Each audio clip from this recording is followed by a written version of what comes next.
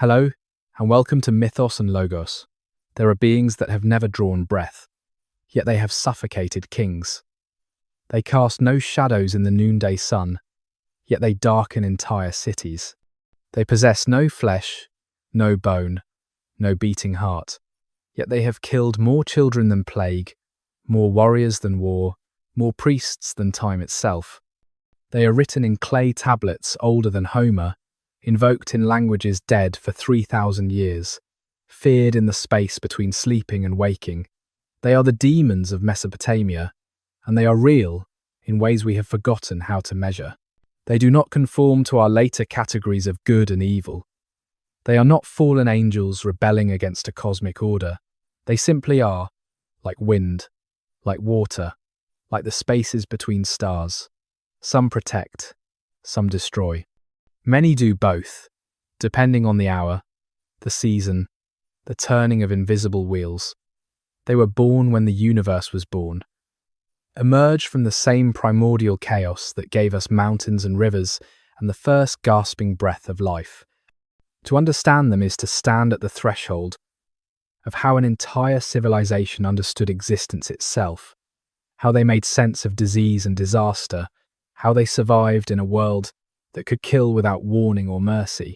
The people of Sumer, Akkad, Babylon, and Assyria did not believe in demons. They knew them, knew their names, their natures, their territories and temperaments, built their houses with demon thresholds in mind, wore amulets against specific spirits, the way we might carry umbrellas against specific weather, raised their children with demon wisdom, the way we teach about germs and traffic.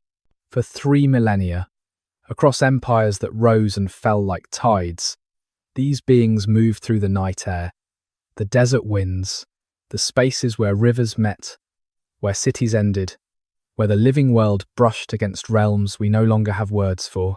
Tonight, we will journey to the banks of the Tigris and Euphrates, when the world was younger, when the boundary between earth and heaven was thin as breath, when every shadow could house an intelligence, and every fever had a name. We will learn the taxonomies of terror, the hierarchies of protection, the intricate dance between humans and the invisible forces that surrounded them. We will meet the she-demon, who hunts newborns, the wind spirit who guards against her, the 7 who are 7, the countless who have no count. We will speak their names, the ones that were whispered at thresholds and carved into amulets of stone, and we will discover that these ancient beings, these spirits born in the world's first dawn, have never truly left us. They simply changed their names. May I ask for your help?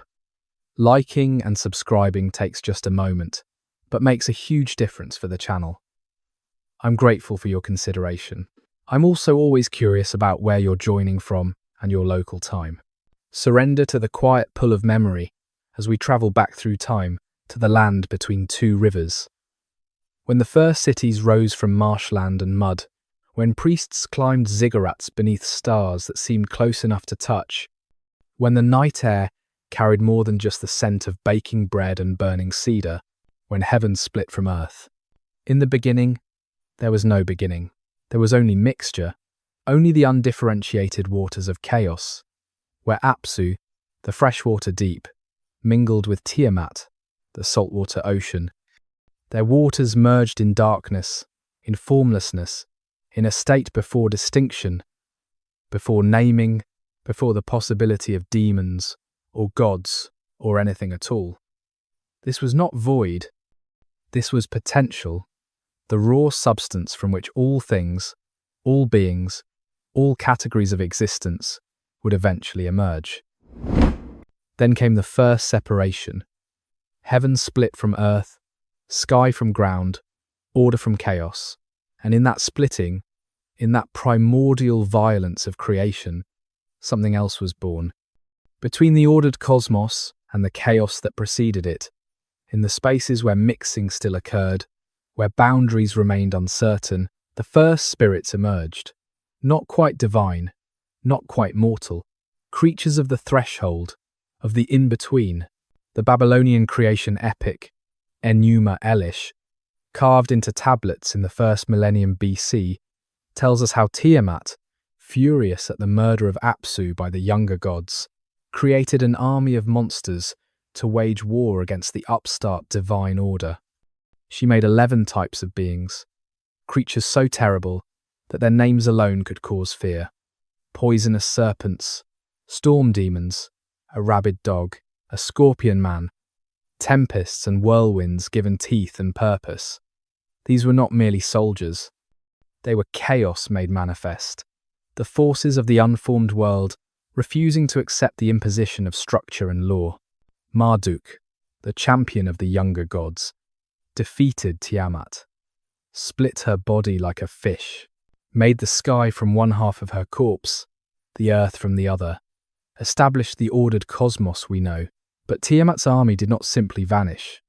They were defeated, yes, scattered and subdued, yet they remained, relegated to the margins of the created world, lurking at its edges, occasionally breaking through into the ordered realm to cause havoc and harm. This is the origin. Demons in Mesopotamian thought are not corrupted angels. They are not punishments for human sin.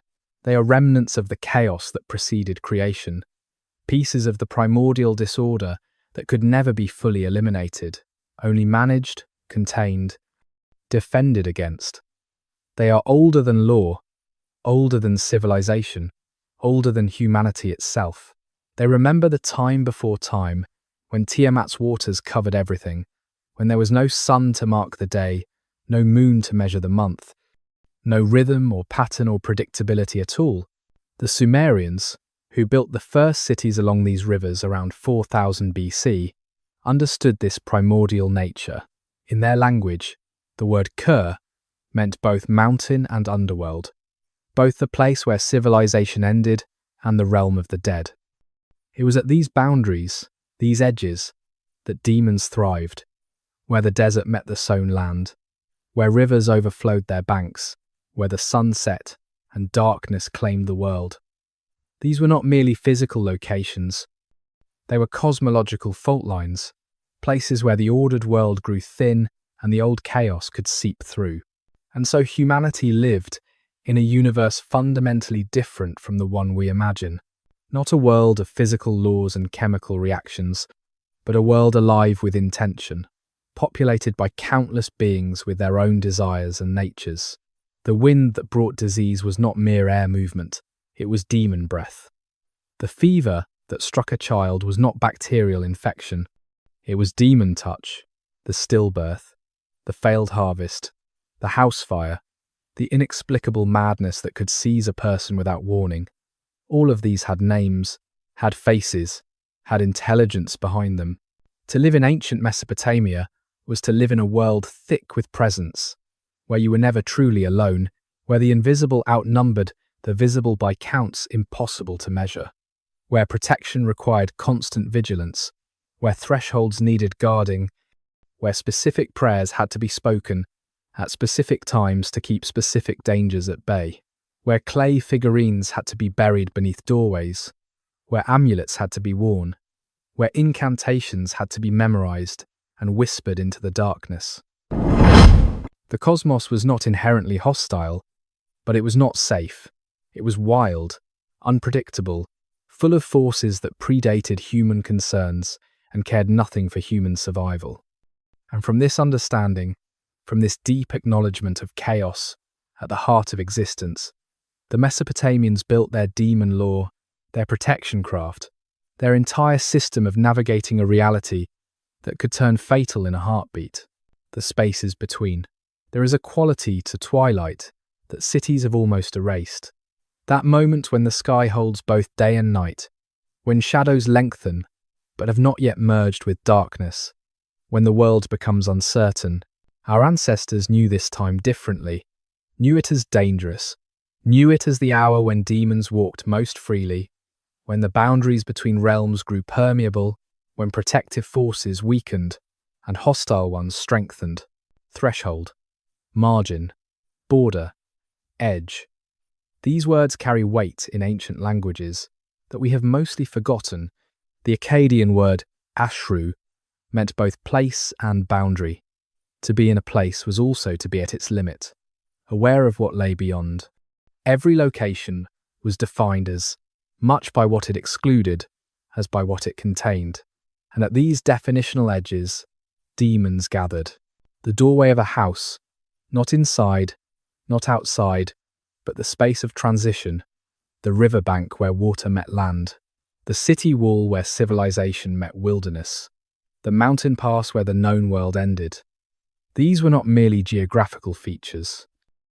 They were spiritual dangers, points of vulnerability where the carefully maintained order of human life brushed against forces that respected no human wishes. Consider how the Mesopotamians built their homes. Doorways were not simply functional openings, they were defended positions. Clay plaques showing protective demons were buried beneath thresholds. Incantations were carved into door sockets. Specific prayers had to be spoken when entering at night. The space beneath the door was understood as particularly vulnerable, a gap through which malevolent spirits might slide like smoke. Windows too required protection. They faced certain directions for reasons beyond sunlight and breeze. They were high and small not just for privacy, but because large openings at ground level invited entry by beings that could not be stopped with locks or bars. Wells, cisterns, any opening into the earth. These were simultaneously necessary and perilous. Water gave life. Water also came from below, from the realm of the dead, potentially carrying with it the spirits that dwelled in darkness. Drawing water after sunset required precautions, certain words spoken, certain gestures made. Even time had its thresholds. Dawn and dusk, the moment of birth, the instant of death, the transition from waking to sleep. At these temporal borders, the fabric of reality grew thin. What was solid became porous. What was separate touched. We move through such moments now without noticing, without the frisson of awareness that once accompanied every crossing. We step through doorways, thoughtlessly. We sleep without prayer. We wake without thanks for having survived the night. We have lost the sense that existence itself is a constant negotiation with forces beyond our control, that every moment of normalcy is a kind of victory, that safety is always temporary, always requiring renewal and vigilance. The Mesopotamians lived with this awareness in their bones, not as paranoia, but as realism. The world was full of life, including forms of life that could harm, and so they paid attention. They marked the thresholds. They honored the dangerous times. They created rituals not from superstition, but from observation, from pattern recognition, from the accumulated wisdom of surviving in a reality that would kill the careless and the forgetful. In the spaces between, they knew anything could happen. And so they learned to guard those spaces with everything they had.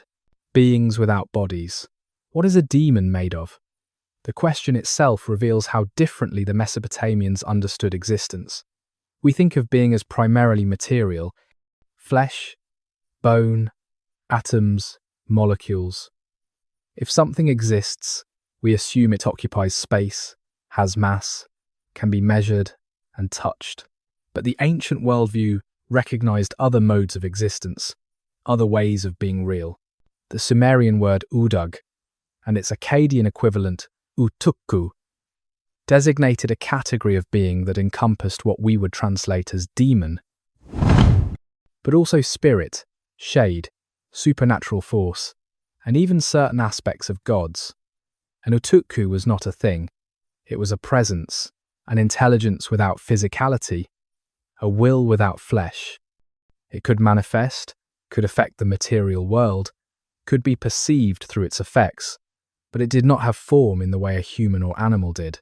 Some texts describe demons as wind, not like wind, but actually composed of wind, or perhaps better understood as wind that possessed intention.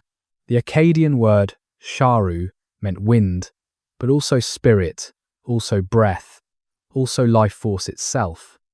When a fever struck, the Babylonian physician priest would diagnose which wind demon had touched the patient. The word carried meteorological and spiritual meanings simultaneously, without distinction. Other texts speak of demons as darkness made conscious, not creatures dwelling in darkness, but darkness itself animated by hostile awareness. The night was not merely the absence of light. It was the presence of beings who existed in that absence, who were that absence in some fundamental way. Still, other descriptions suggest demons were sound without source, the whistle that came from nowhere, the cry that had no throat behind it, the words spoken when no speaker could be seen. The Mesopotamians understood that reality included phenomena that could be heard but not seen, experienced but not grasped, known but not contained. This is not primitive confusion between natural and supernatural. It is a different ontology entirely, a different map of what categories of being exist. Where we divide the world into material and mental, they recognized a spectrum of existence. Gods were the most powerful, most conscious, most enduring. Humans occupied the middle range, having both spiritual and physical components. Animals had less of the spiritual, plants less still, and demons existed somewhere in this hierarchy, beings with intelligence and will but without the fixed embodiment that characterizes mortal life. The implications were profound. You could not kill a demon because it had never been alive in the biological sense.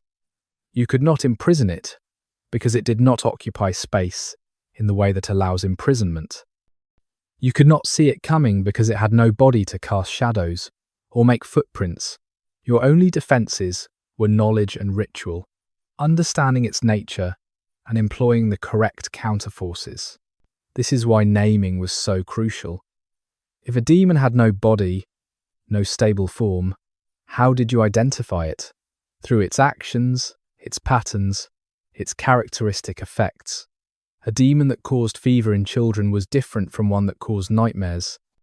One that attacked pregnant women had different nature than one that spoiled grain. And once you could name it, once you could identify which specific being you were dealing with, you could employ the specific protections, the particular incantations, the appropriate offerings that would drive it away, or appease it, or transform its hostility into neutrality.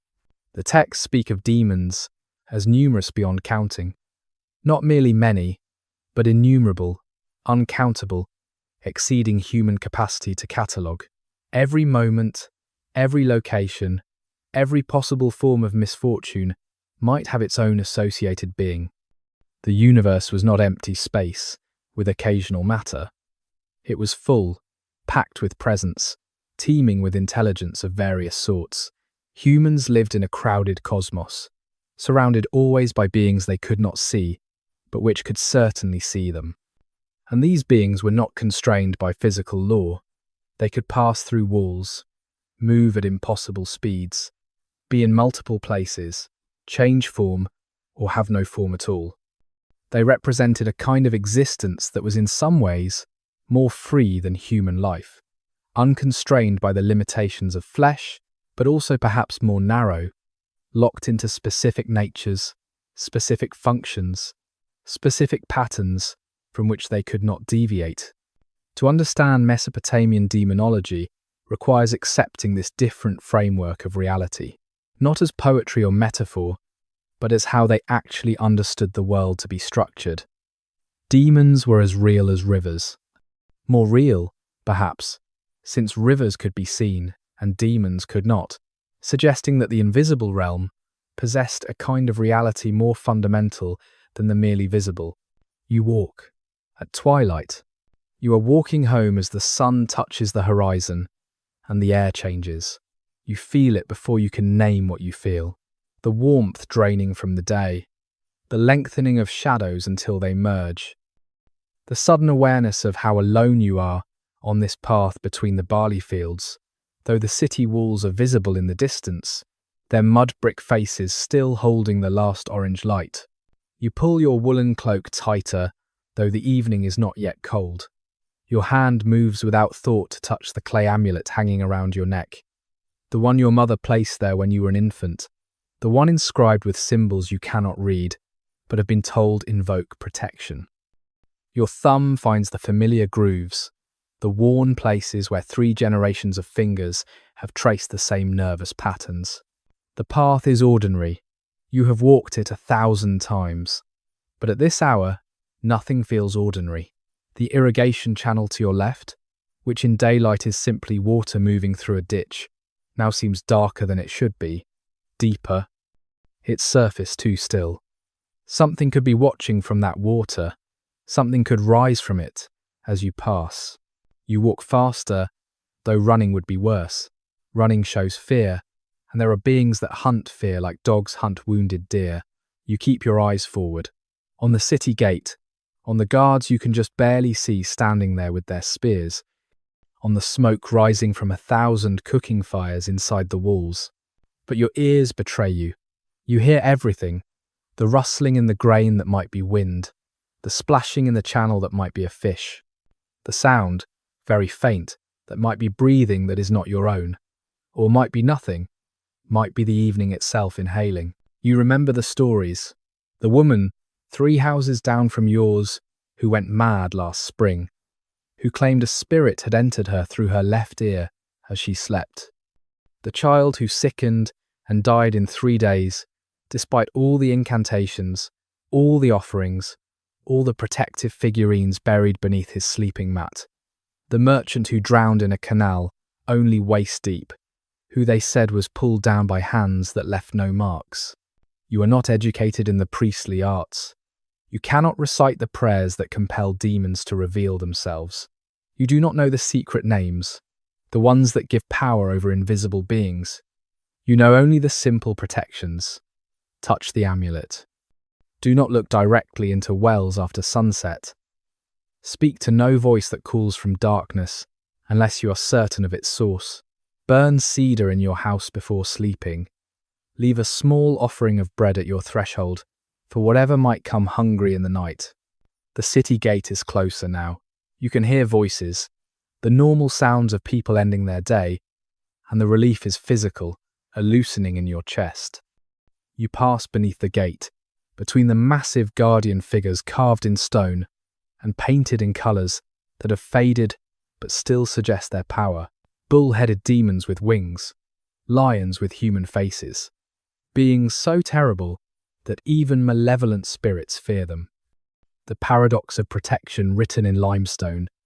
Inside the walls, among the houses, beneath the first stars appearing in the deepening blue, you feel safer, not safe, never entirely safe, but safer, surrounded by other humans, by fire and light and the sounds of ordinary life, by thresholds properly guarded and doorways properly blessed. You reach your home. Your wife has lit the lamps. Your children are already inside, their voices carrying through the small courtyard. You pause at the door, as you were taught, and whisper the words your father taught you, the ones his father taught him. Words in Sumerian, older than the city itself, perhaps older than cities in general. Words whose meaning you do not fully understand, but whose power you trust. Then you step inside, into firelight, into the smell of onions and lentils cooking, into the embrace of walls that have been blessed and foundations that have been protected. You made it home. Tonight, you made it home. Tomorrow, you will walk that path again, and again you will feel that change in the air as twilight comes. Again, you will touch your amulet.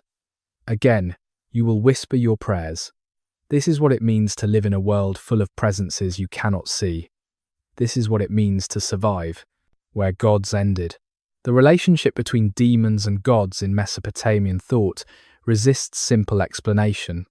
They were not opposites, not enemies in the cosmic sense, though they might sometimes work against each other's purposes.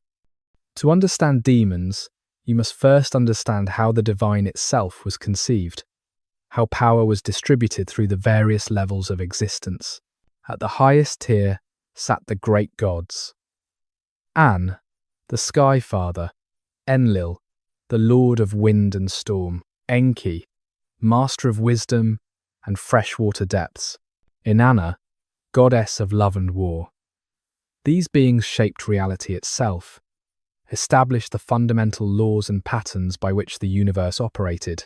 They were distant, concerned with matters on a cosmic scale. Individual human lives rarely drew their direct attention. Below them ranged lesser gods, still powerful, still worthy of temples and offerings, but more specialized, more localized. Gods of specific cities, goddesses of particular crafts, deities who governed more narrow domains. These were the gods one might actually encounter, might bargain with, might hope to influence through proper ritual. And then, at the boundaries of the divine, the category grew uncertain. Some beings called gods possessed dark and dangerous natures. Error, the god of plague, Nergal, lord of the underworld, and mass death. Were these protective deities or barely controlled forces of destruction? The texts suggest both simultaneously. From here, the distinction between god and demon becomes genuinely unclear. Pazuzu, for instance, appears in some texts as a god, in others as a demon. He brings disease on the wind, kills children, spreads pestilence. Yet he is also invoked for protection against other demons, particularly against Lamashtu, the she-demon who hunts infants. His image, fierce and terrible, appears on amulets meant to keep a household safe. Is he divine or demonic? The question may be meaningless. He simply is what he is, a power that can be turned to protection or destruction, depending on circumstance, ritual, and perhaps his own inscrutable will. Some demons were understood as offspring of the gods, children born from divine unions who inherited supernatural power but not divine status. The Sebettu, the 7 warrior demons, were called sons of the god Enmeshara in some texts. They served divine purposes, acted as weapons wielded by the gods against threats to cosmic order, yet they were feared and defended against by humans. Other demons seem to be divine creations more directly, beings fashioned by gods to serve specific functions, guardians who protected temples, messengers who carried divine commands, enforcers who punished oath-breakers. These beings operated with divine authority, but were not themselves worshipped, were not given temples, were not addressed with the honorific language reserved for true gods. And then there were demons that seemed to exist independently of divine creation entirely, beings that emerged from chaos and were never fully brought under divine control. These were the ones that most troubled human existence, the ones that had to be fought with magic and ritual, because even the gods could not simply banish them from existence. The tablets speak of demons as acting according to their own natures, not obeying divine commands so much as following patterns established at creation. A disease demon brought disease, not because a god ordered it to, but because disease was its fundamental nature, its mode of being. It could no more stop bringing sickness than fire could stop burning. The question was whether its natural destructive tendency could be redirected, appeased, or blocked. This meant that demons occupied a space between the divine and the natural, more than natural forces, because they had intelligence and will, less than divine, because they lacked the cosmic, creative power of true gods.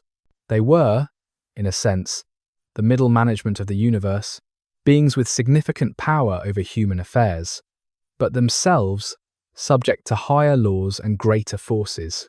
The implications for religious practice were significant. You offered sacrifices to gods to gain their favor, to persuade them to act on your behalf. But with demons, the transaction was different. You didn't worship them. You didn't seek relationship. You sought protection, avoidance, or at most, appeasement. You learned their natures and worked around them, the way a sailor learns the nature of winds and works with them. Some protective rituals involved invoking gods against demons, calling on divine power to drive away malevolent spirits. But others worked through magic that seemed independent of divine will, through words of power and symbolic actions that compelled demons directly, that bound them or banished them through inherent properties of the ritual itself rather than through divine intervention. This reveals a worldview in which power came in many forms. Divine power, demonic power, the power inherent in certain words when spoken correctly, the power residing in specific materials and combinations of materials, the power of human knowledge, properly applied. The universe was not divided simply between divine omnipotence and human helplessness. It was a complex ecology of different forces, different intelligences, different types of power that could be learned, channeled, and employed. Where gods ended and demons began was not a clear line but a gradient, a spectrum. And somewhere in that ambiguous space, humans learned to survive. The child who dreamed of darkness. The girl was 7 years old when the dreams began. In the second year of the reign of King Rimsin of Larsa, around 1820 BC, her name was Nana Kitham, though her mother called her by a nickname that meant Little Moon. She lived in a house with a small courtyard near the canal district, where her father worked as a reed cutter, bringing bundles from the marshes to sell to mat makers and basket weavers. The first dream came after the heat of summer, when the night air finally carried some relief. She was standing in her family's courtyard, but it was wrong somehow. The walls were higher, the sky was darker, and there was a woman at the entrance, blocking the doorway to the street. The woman was beautiful in the way that a knife is beautiful, tall, with hair that moved, though there was no wind. Her eyes caught what little light there was and reflected it back red. She smiled at Nana Kitham, and her teeth were too many, too sharp, too wrong. Little Moon, the woman said, though Nana Kitham had not told her name. I have been watching you. You will be mine. The girl tried to scream, tried to run to her mother, who was somehow very far away, in a house that kept receding no matter how fast Nana Kitham ran. The woman laughed, a sound like wind through broken reeds, and reached out one hand that stretched impossibly across the courtyard. Nana Kitham woke screaming. Her mother held her, rocked her, whispered soothing words. A bad dream, only a dream, nothing more. But the mother's hands shook as she held her daughter, and her eyes moved to the doorway, to the darkness beyond their small lamp. The second night, the dream returned. The woman was closer this time. Her hand touched Nana Kitham's forehead, and cold spread through the child's body like water through cracked clay. Soon, the woman whispered. Very soon. Morning brought fever. Not high, but persistent. The child would not eat. Complained of cold though the day was warm. Cried when her mother left her sight for even a moment. The father went to the temple. Came back with a junior priest, a young man learning the arts of exorcism, who examined the child and spoke to both parents in low, serious tones. Lamashtu, he said quietly, so the child would not hear the name. The she-demon who hunts children, the daughter of the sky god An, cast out from heaven for her cruelty, who now stalks the earth seeking to devour infants and torment the young. The priest returned the next day with materials, a small plaque of unbaked clay, which he pressed with a seal showing Pazuzu, the demon who stands against Lamashtu, an amulet of bronze, inscribed with an incantation, a mixture of herbs to be burned at twilight, and words, prayers in Sumerian, which the mother must learn to recite each night before her daughter sleeps. That evening, the priest performed a longer ritual. He buried the clay plaque beneath the threshold of the house, face down, so that Pazuzu would look into the earth and prevent any demon from entering from below. He hung the amulet around Nana Kitham's neck, speaking words of binding and protection as he tied the cord. He walked around the small house 7 times, burning the herbs, the smoke carrying their power into every corner, every shadow. And he taught the mother the incantation. It was short, only a few lines, but every word had to be perfect. He made her repeat it 20 times until he was satisfied. The words invoked Pazuzu, described his power, his terrible face, his strength against those who harm children. They compelled him to stand guard over this household, this child. They promised offerings if he fulfilled his protective role. The third night, Nanakitham dreamed again. The woman was at the doorway, reaching, calling. But now there was something else there too, something with wings like a raptor, with the face of a dog or a lion, difficult to see clearly, shifting. It made no sound, but its presence filled the doorway, and the woman, the beautiful, terrible woman, stepped back. "The child is protected," a voice said, though Nanakitham could not tell if it came from the winged being or from somewhere else entirely. "She is not yours. Not tonight. Not any night," the woman hissed, a sound that hurt to hear, even in a dream. But she left, retreated into the darkness beyond the door. The winged being remained, a shadow shape in the threshold, guardian against what stalks the night. Nanakitham woke without screaming. The fever had broken. Her forehead was cool and slightly damp with healthy sweat. Her mother was already awake, sitting beside the sleeping mat, tears running down her face in the lamplight. The amulet stayed around Nanakitham's neck. She wore it every day of her life, through childhood into marriage, into motherhood. When she had children of her own, she had similar amulets made for them, and every night before sleep, she whispered the prayer she had heard her mother speak, the words calling on the guardian demon, the terrible protector, to keep watch while the vulnerable slept.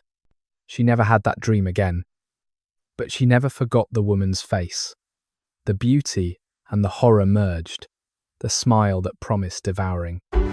She understood, young as she was, that the world held dangers that had to be defended against, that safety required knowledge and ritual and constant attention. She understood that demons were real, and that against them, sometimes, if you knew the right words and made the right offerings and called on the right protections, you could survive. Breath of the desert, listen, not to my voice, but beyond it, to the sounds that filled the nights of ancient Mesopotamia, the auditory landscape that accompanied every moment of darkness, every hour when demons walked most freely. The wind, first and always, not the gentle breeze of day, but the night wind that came from the desert, carrying the scent of salt and distance, and places where no one lived. It whispered through the date palms, rattled the dried reeds used for roofing, found gaps in walls, and sang through them with voices almost like words. The Mesopotamians knew this wind had intelligence, knew it carried more than dust. On certain nights, it carried fever. On others, madness. And on some nights, it simply watched. A presence felt but not fully understood. The dogs, barking in patterns, single sharp warnings, then silence, then the whole pack erupting together, all the street dogs and the household guards howling at something that humans could not see, then sudden quiet again, absolute, as though every animal held its breath. These were the sounds that made people pull their children closer, that made them check their threshold protections, that made them whisper prayers into the darkness. The reeds, the marshes nearby where fresh water and salt water mixed, where the great rivers slowed and spread into wetlands, where birds nested in numbers beyond counting. At night, the reeds moved in ways that had nothing to do with wind. They sighed, they whispered. They parted as though something passed between them, invisible, purposeful. The marsh sounds carried into the city, the calls of night birds that might be only birds, or might not. The Euphrates itself, the Tigris, the great rivers, whose rhythms governed all life. The sound of their flowing, constant, and eternal. But also the sound of something entering the water. A splash too large for a fish, too deliberate for an accident. Something drinking, perhaps. Something crossing. Something that knew humans listened and did not care. The temples at night. The priests chanting on ziggurat. Steps too distant to hear words, but close enough to hear rhythm, to feel the pulse of ritual, of cosmic forces being acknowledged, appeased, controlled. The bronze bells that marked certain hours, the drums that accompanied offerings to gods whose appetites had to be satisfied, if the city was to survive another day. And beneath all of this, the silence, the true silence that was never really silent, that hummed with potential, with presence, with a sense of being watched by countless unseen eyes. The silence that pressed against the ears until it became almost a sound itself. The silence in which anything could be waiting. The Mesopotamians slept, when they slept, in this soundscape. They learned its patterns, its normal variations, its warning signs. They knew the difference between the wind that was only wind and the wind that carried specific dangers. They listened for the shifts that suggested something wrong, something approaching, something requiring immediate attention or protective action. And sometimes, rarely but truly, they heard what should not be heard. Voices speaking from empty air, laughter with no source, the sound of footsteps approaching their door when no feet made them, music played on instruments that no one held. These were the signs of demonic presence made audible, the invisible becoming momentarily perceptible through sound alone. In such moments, there were prescribed actions, certain incantations to be spoken, certain offerings to be made, certain protective deities to be invoked. The sound had to be answered with words, hostile presence countered with human defiance, expressed through ritual knowledge. And then, if the protective measures worked, if the prayers were effective, if luck held, the sounds would fade, the presence would retreat. The normal night would return, still full of sounds, still haunted, still dangerous, but survivable. For another night, survivable. Names of the nameless. In the beginning, they had no names. The hostile spirits, the beings that brought illness and misfortune, were addressed collectively, referred to by category rather than individual identity. The Sumerian texts from the 3rd millennium BC speak of demons as a general class, distinguishable from gods and humans, but not yet differentiated from each other. But names have power. To name something is to begin to understand it, to contain it within human knowledge, to make it subject to human ritual and command. And so gradually, the nameless acquired names. The undifferentiated mass of hostile spirits became a catalogue, a taxonomy, a complex hierarchy of beings, each with specific attributes, specific dangers, specific methods of appeasement or banishment. Giddim in Sumerian, Edimmu in Akkadian, the ghosts of the dead, spirits of those who died improperly, whose funerary rites were incomplete, who had no descendants to make offerings for them.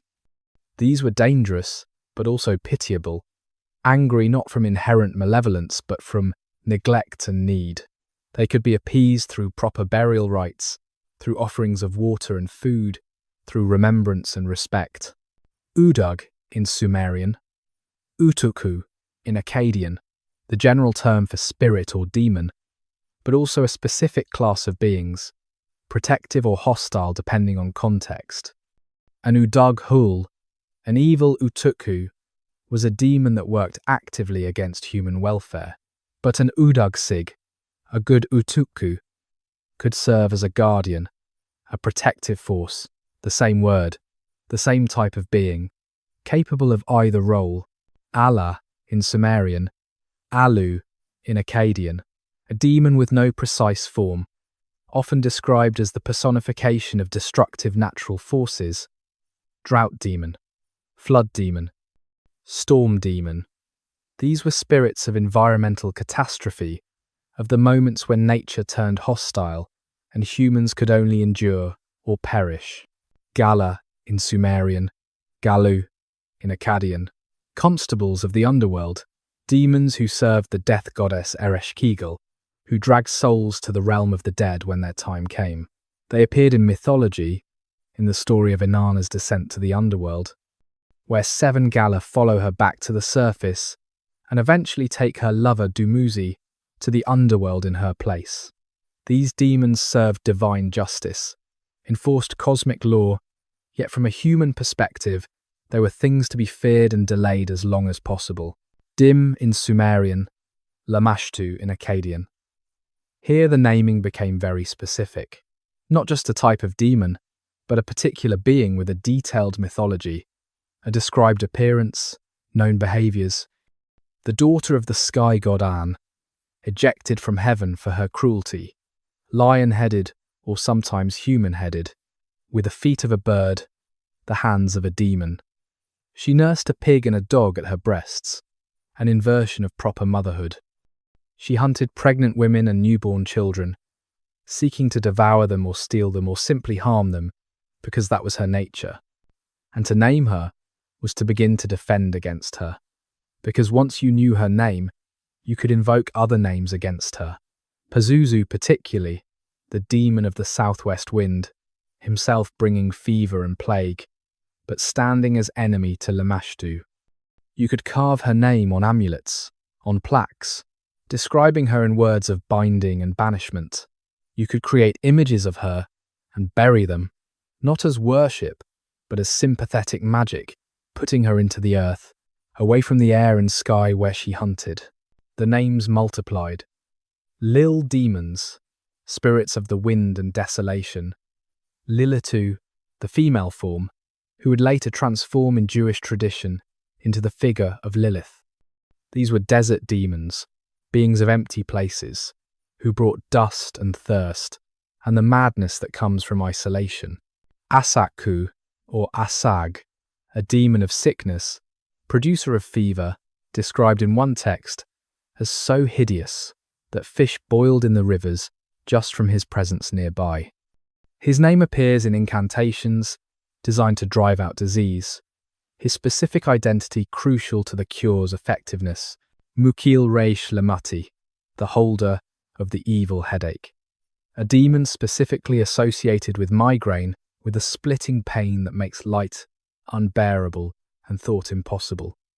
Even conditions we would now call neurological were understood as demonic presence, were given names, were addressed through ritual. Shulak, demons who attacked travellers in open country, who caused the terrible thirst that could kill someone crossing the desert. To name them was to be able to protect yourself before beginning a journey, to carry the right amulets, to speak the right words at dawn and dusk. The process of naming continued for millennia. Each generation of priests added to the catalogue, refined the taxonomy, created more detailed descriptions of demonic nature and function. The great scholar priests of Babylon in the first millennium BC produced encyclopedic lists, attempting to name and categorize every demon that might trouble human existence. And with each name came a measure of power, not control. Exactly. Demons were too strong, too numerous, too fundamental to cosmic order to be controlled.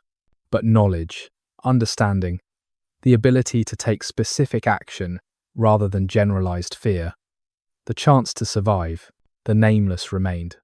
Of course, always more demons than names, always dangers that had not yet been identified and catalogued, but the named ones at least could be addressed, could be fought, could sometimes be survived, written in clay. The oldest demon texts we possess come from the city of Shuruppak in southern Mesopotamia, dating to around 2500 BC. They are lists, simple, practical lists, written in careful cuneiform on tablets of unbaked clay. Demons that attack at night, demons that cause fever, demons that threaten children, methods of protection, incantations to be spoken. These were not literature, not theology. They were reference works for priests, for healers, for anyone whose profession required knowledge of invisible dangers.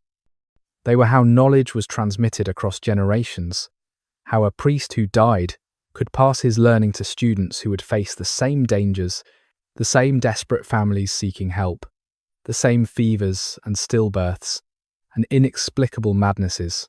The tablets were stored in temple libraries, in the houses of scholar priests, carefully organized and labeled, a tablet for demon-caused illnesses, another for protective incantations, another describing the proper construction and consecration of amulets.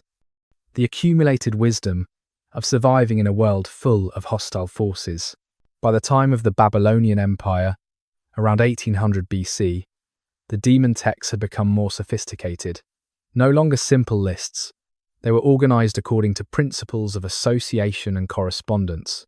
Demons grouped by type, incantations organized by purpose, the entire corpus cross-referenced so that a priest confronting a specific problem could quickly find the relevant information. The Great Incantation series developed. Udug Hul, literally evil Udug demon, a collection of at least 16 tablets containing hundreds of incantations against various demons, descriptions of their natures, methods for identifying which demon caused which affliction, and the proper ritual responses. These texts were copied and recopied for over 1,000 years, from Old Babylonian through Neo-Babylonian and into the Persian period, showing how essential their knowledge remained. Gallu, the Burning series, focused on combating witchcraft and harmful magic, but also addressed demons who assisted witches or who could be summoned by magical means. 9 tablets containing rituals performed over 3 nights, calling on various gods to burn away magical attacks, to protect the victim, to punish those who used demons as weapons against innocent people. Shupu, another burning series, concerned with purification from demonic pollution, from taboo breaking, from the spiritual contamination that could attract hostile spirits. 8 or 9 tablets, describing how a person might become vulnerable to demons through improper behavior, through breaking oaths, through inadvertent violation of sacred boundaries, and how such pollution could be ritually cleansed. But perhaps the most revealing texts are the medical and diagnostic tablets. The Babylonian physician-priest did not distinguish between natural and supernatural causes of illness. Every symptom was interpreted as potentially demonic. A text might read, "If a man's right eye twitches constantly, it is the hand of a ghost. If both eyes twitch, it is the hand of the god. If his left eye twitches, it is the hand of his family's protective spirit." Each symptom pointed to a specific supernatural cause, which in turn indicated a specific cure. The diagnosis was not eye twitching. The diagnosis was ghost attack, and the cure involved rituals to appease or banish the ghost, not medical treatment for the eye itself. The tablets reveal a worldview in which illness was fundamentally spiritual. The body was attacked not by microorganisms but by demons. Fever was not infection but demon touch. The cure required identifying the specific demon, learning its nature from the texts, and performing the rituals the tablets prescribed. This was not ignorance. This was a sophisticated medical system based on different assumptions about reality. The priests who wrote these texts were careful observers. They noted patterns. They recorded which treatments worked and which did not. They built on the experience of generations. They simply understood the underlying causes differently than we do. The demon texts were discovered by archaeologists in the 19th century AD in the ruins of Nineveh, in what had been the library of the Assyrian king Ashurbanipal. Thousands of tablets, carefully organized, including extensive collections of demon lore. The French and British excavators found them in rooms that had collapsed when the palace burned in 612 BC, the fire that destroyed Nineveh, preserving the tablets by baking them hard. For decades, scholars worked to decipher these texts. The cuneiform writing system was complex, capable of expressing both Sumerian and Akkadian, with many signs having multiple readings. The demon names were particularly challenging, many being rare words, some being loanwords from even older languages, some being descriptive epithets rather than proper names. Gradually, the incantations yielded their meanings. The demon catalogues revealed their structures. Modern scholars could finally read what ancient priests wrote about the invisible dangers that surrounded human life, could see how elaborate, how detailed, how carefully reasoned the entire system was. And in reading these texts, in seeing how seriously the Mesopotamians took their demon lore, how much intellectual effort they devoted to understanding and combating these beings, we glimpse a civilization facing existential threats, they could not fully comprehend, developing technologies, knowledge systems, and protective practices that allowed them to survive despite the dangers. The tablets remain in museums in London, Paris, Berlin, New York, clay that was pressed with reed styluses by scribes 3,000 years ago, recording knowledge they believed essential for survival. You can see them, if you visit these museums, can see the careful cuneiform signs, can almost feel the seriousness with which they were written, the lives that depended on this information being accurate, being preserved, being transmitted. Written in clay, preserved by fire, speaking still, the first defences. The Mesopotamians did not accept demon danger passively. They fought back with every tool available to human intelligence. The first line of defence was the household itself, the physical structure and arrangement of living space designed to minimise vulnerability. Doorways face certain directions for more than practical reasons. A door opening directly toward a temple was considered protective, drawing on the divine power radiating from that sacred space. A door facing certain compass points was more vulnerable, particularly southwest, the direction from which Pazuzu and other wind demons came. If necessity required such placement, extra protective measures were essential. The threshold itself was a fortified position.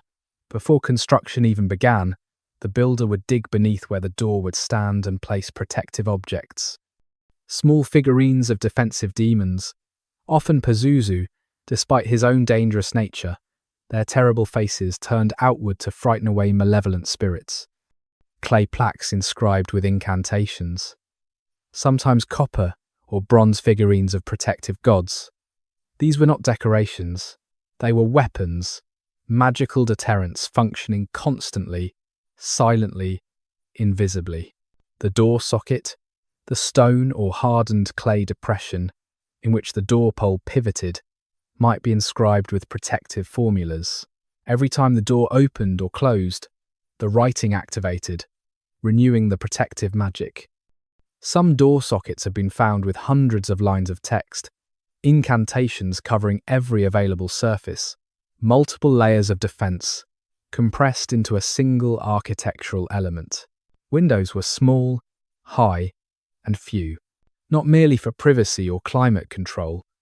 Large openings at ground level invited demonic entry. Demons might not have bodies, but they seemed to prefer clear paths, to follow trajectories that resembled physical movement. A narrow, high window was harder to penetrate than a wide, low one.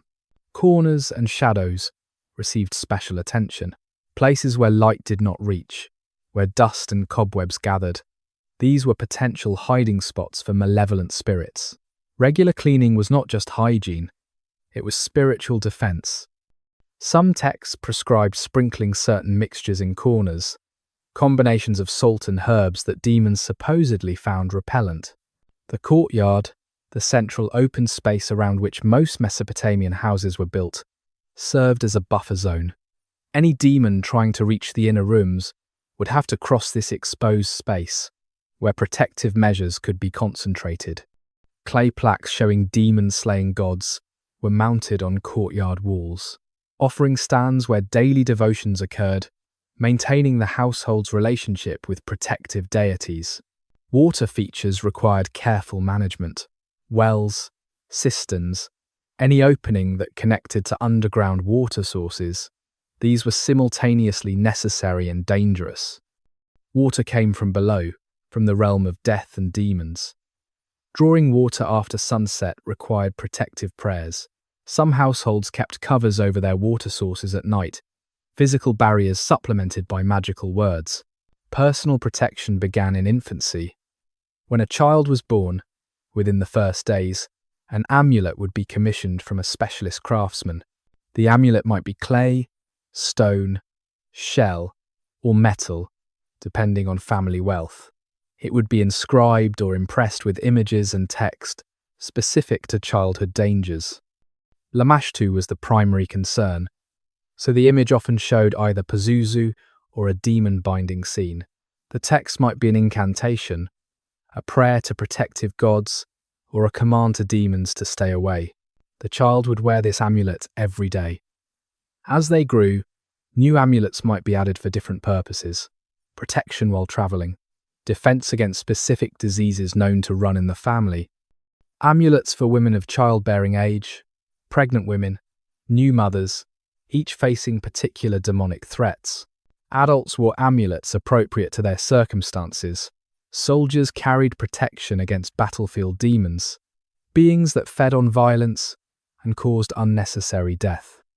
Merchants traveling between cities needed defense against highway demons, spirits of lonely places that attacked travelers. Even priests, perhaps especially priests, wore protective amulets, since their work brought them into close contact with the demonic realm. Incantations were taught as part of normal education. Children learned basic protective formulas, the way they learned other essential knowledge. Simple prayers to be spoken at threshold crossings, words to say before sleeping, responses if one heard strange sounds in the night. These incantations were usually in Sumerian, the ancient sacred language, even centuries after Sumerian stopped being spoken in daily life. The old words were thought to have inherent power, to be more effective than Akkadian translations. Offerings formed another layer of protection, not to demons directly, usually, but to the protective gods and spirits. A small amount of food left at the household shrine, libations of water or beer poured out at the threshold, the smoke of burning cedar or juniper, whose scents were thought to please protective forces while repelling malevolent ones. And then there was communal protection. The city walls themselves were consecrated, were understood as magical barriers, as well as physical ones. The gates where the guardian statues stood, the massive stone lamassu and shedu, with their human heads and bull or lion bodies, their wings and their beneficent power. To pass beneath these was to receive their protection, to be marked as someone under divine guardianship. Temples radiated protective force outward into the surrounding neighborhood. To live near a temple was safer than living in the city's outskirts. The regular rituals performed by priests created an umbrella of divine attention under which ordinary people could shelter. The new moon was a particularly vulnerable time, when darkness lasted longest, when lunar protective forces waned. Extra precautions were taken on those nights, more incantations spoken, more offerings made, more attention paid to strange sounds or unusual events. The protective measures intensified to meet the increased danger. All of this, from the architectural features to the personal amulets to the spoken prayers, formed an integrated defense system, multiple layers of protection, each reinforcing the others, creating a network of magical and ritual barriers between vulnerable humanity and the invisible forces that sought to harm. It was never perfect. Demons still attacked, children still died, fevers still struck. But the defenses gave people agency, gave them actions to take, gave them the sense that they were not helpless against the chaos that surrounded them. And sometimes, perhaps more often than we can now measure, the defenses worked. The amulet turned away the demon. The threshold incantation held. The household survived another night, another season, another year. This was the fundamental bargain the Mesopotamians made with their demon-haunted universe. They could not eliminate the dangers, but through knowledge, through ritual, through constant vigilance and proper action, they could survive them. And survival, in such a world, was itself a form of victory. 7 who are 7. The number 7 held power in Mesopotamian thought. 7 planets visible in the sky, 7 gates to the underworld, 7 levels of the great ziggurats reaching toward heaven, and 7 demons, who were themselves legion, a multiplicity contained in a singular title, the Sebetu, the 7 who are 7. They appear first in texts from around 2000 BC, though their mythology surely predates the written record. They were called sons of the god Enmeshara, born from the union of heaven and earth, and warriors created for divine purposes. But like so many things born from gods, They possessed their own will, their own terrible independence. They could be commanded by the great deities, particularly by Error, the god of plague and warfare, who used them as his weapons. But they could also act autonomously, bringing destruction according to their own judgment or whim. The text described them in language of storm and catastrophe. They are the tempest that tears roofs from houses, the flood that breaks the dikes, the wind that carries pestilence, the drought that turns fields to dust. They move together, always seven, a unified force of devastation. Where they pass, order collapses, cities fall, armies scatter. The normal rhythms of life disintegrate into chaos, but they were not evil in the moral sense. This is crucial to understand. They served cosmic functions. They were the correction that came when order grew too rigid, too complacent. They were the catastrophe that reminded humanity of its fragility, of the forces that predated civilization and would outlast it. They destroyed, yes, but destruction was necessary.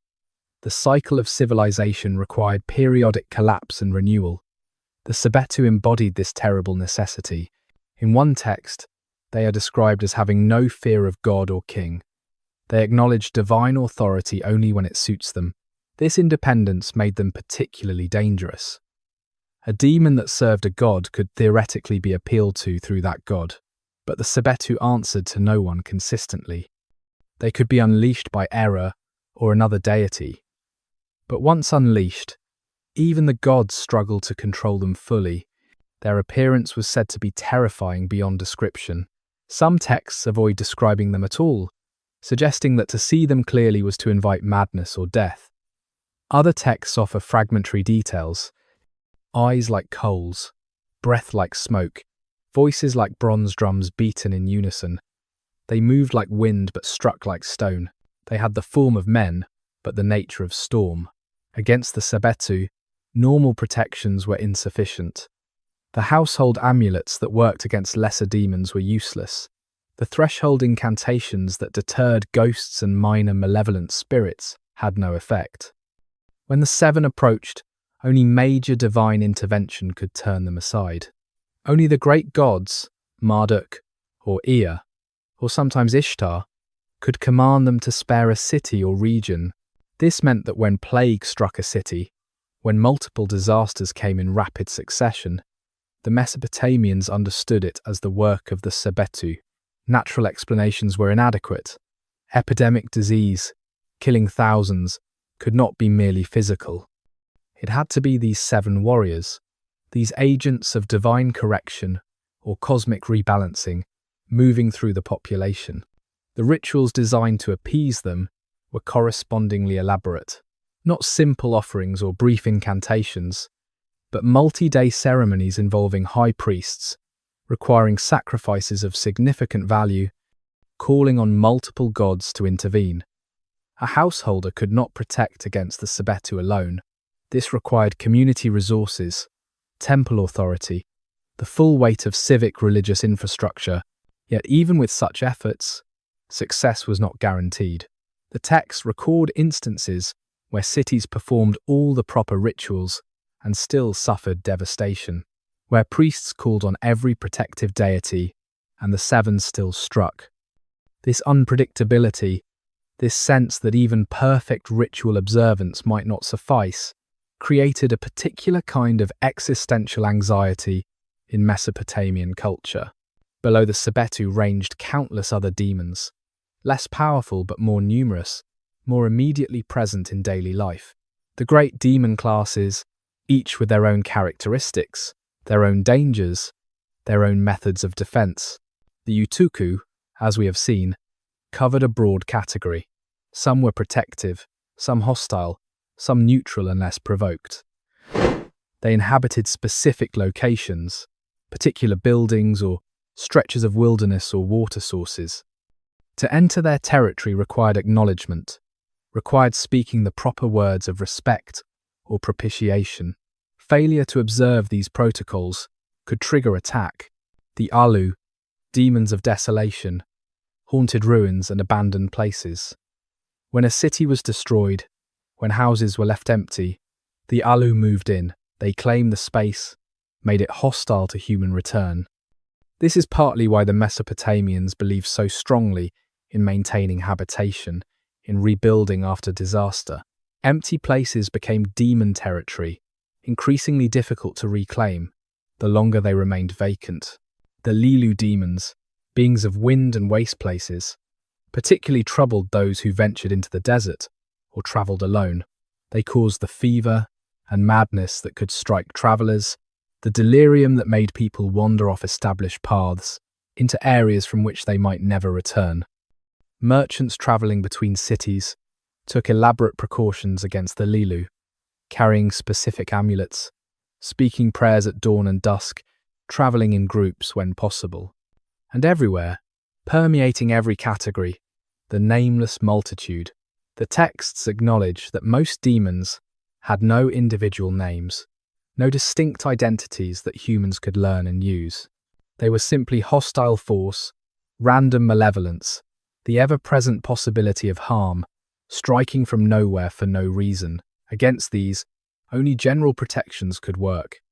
Only the blanket of ritual observance, the constant maintenance of proper relationship with protective forces, could offer any defense at all. This was the taxonomy of threat that every Mesopotamian learned from childhood, not a simple division between good and evil, but a complex ecology of spiritual beings, each with their own nature and territory and methods. To live successfully required knowing this taxonomy, respecting its distinctions, taking appropriate action for each type of danger. The knowledge was survival skill, as essential as knowing which plants were edible, which waters were safe to drink, which seasons brought which hazards. Fever comes on 4 legs. Disease in ancient Mesopotamia walked. It flew. It breathed in through windows and seeped up through floors. It was not malfunction of the body, but invasion by hostile force. And that force had names, had faces, had identities that could be learned and, with proper knowledge, sometimes countered. The fever demon, a Sakku, appeared in texts as early as 2400 BC. He was heat made malevolent, fire in the blood, the burning that consumed a person from within. When someone developed high fever, particularly the kind that came suddenly and struck children hardest, the diagnosis was clear. A Sakku had touched them. He moved invisibly through communities, selecting victims according to logic. Only he understood. Some he killed quickly, others he tormented for days before releasing them, damaged but alive.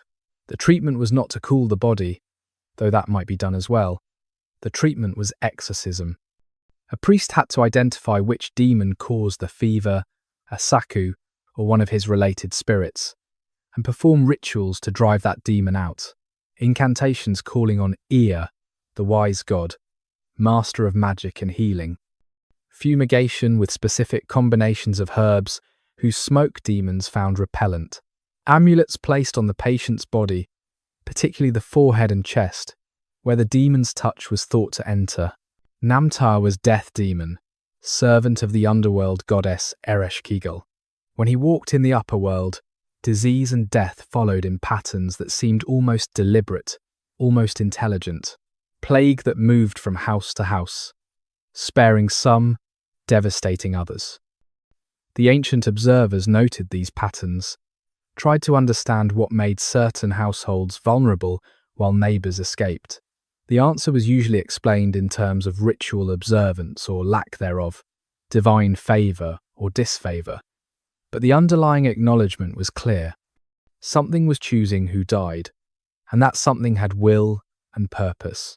But the most feared disease demon was also the most specific in her depredations. Lamashtu, whose name alone was dangerous to speak, who required euphemisms and circumlocutions when her nature had to be discussed. She was daughter of the sky god, and born divine but cast out for her cruelty, her insatiable hunger for the vulnerable, and her chosen prey was the most vulnerable of all. Infants, pregnant women, those in the dangerous passage of childbirth when life hung most precariously in balance. Her mythology was detailed. her appearance described in texts and shown in images. She had the head of a lion, or sometimes a human woman, but with features somehow wrong, somehow shifted from proper proportion. Her hands were the talons of a bird of prey. Her feet were those of a raptor.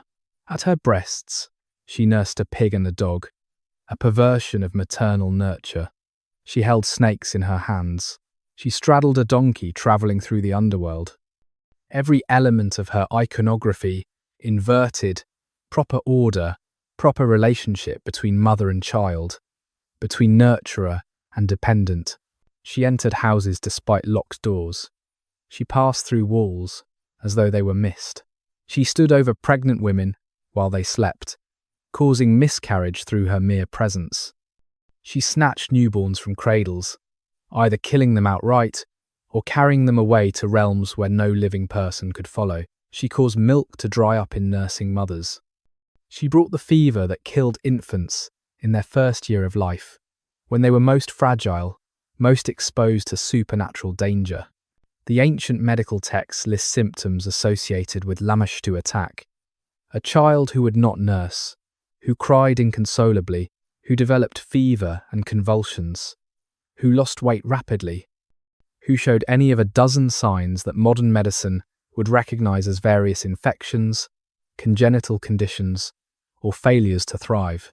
But to the Mesopotamian priest-physician, these symptoms pointed to one diagnosis, Lamashtu, and that diagnosis demanded immediate ritual response.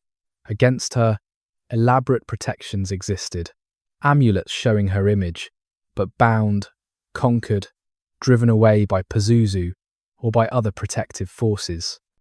Clay plaques depicting her full mythological story, from her birth to her expulsion from heaven, to her hunting in the human world, and finally to her defeat and banishment.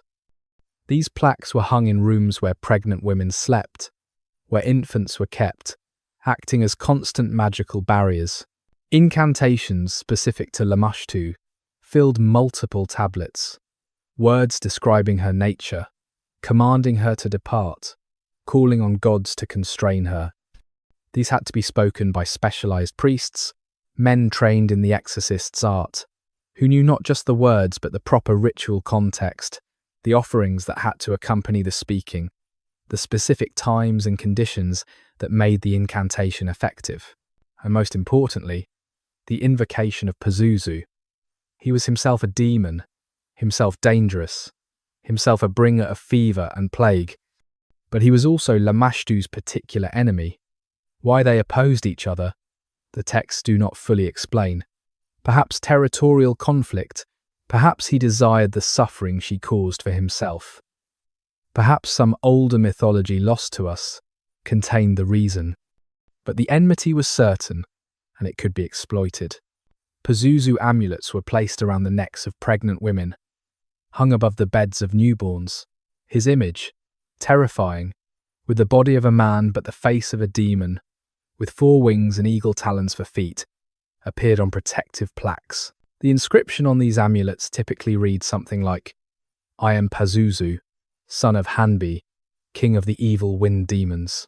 I will protect against Lamashtu," a promise from one demon to defend against another. A bargain with dark forces that nonetheless offered the best chance of protecting the vulnerable. The fear Lamashtu inspired cannot be overstated. In a world where childbirth was dangerous, where infant mortality was high, where any pregnancy could end in death for mother or child or both, she embodied the worst nightmare every family faced. She was why women prayed so desperately through their pregnancies, why the birth of a healthy child was met with such elaborate Thanksgiving offerings, why the first year of a child's life was marked with constant ritual attention, constant protective vigilance. Other demons caused other diseases. The Rabisu, the croucher, who lay in wait at doorways and attacked those who passed. He caused the sudden illness that struck without warning, the person healthy in the morning and dying by evening. The Lilitu, who brought the wasting sickness, the slow decline where a person grew thinner and weaker until death finally came as almost a relief. The wind demons whose breath carried fevers and chills, whose passage through a neighborhood could sicken dozens. The Mesopotamian understanding of disease was fundamentally different from ours, but it was not nonsensical. They observed patterns. They noted that illness could spread from person to person, house to house. They recognized that some conditions ran in families, that children of sick parents were more likely to sicken themselves. They saw that certain times of year brought certain diseases, that summer brought different threats than winter, but they understood causation differently. Where we see microorganisms and genetic factors and environmental conditions, they saw demons. Where we see transmission through contact or contaminated water, they saw malevolent spirits moving through space. Where we see immune response and disease progression, they saw spiritual combat between protective and hostile forces, with the human body as battlefield. And based on this understanding, they developed treatments.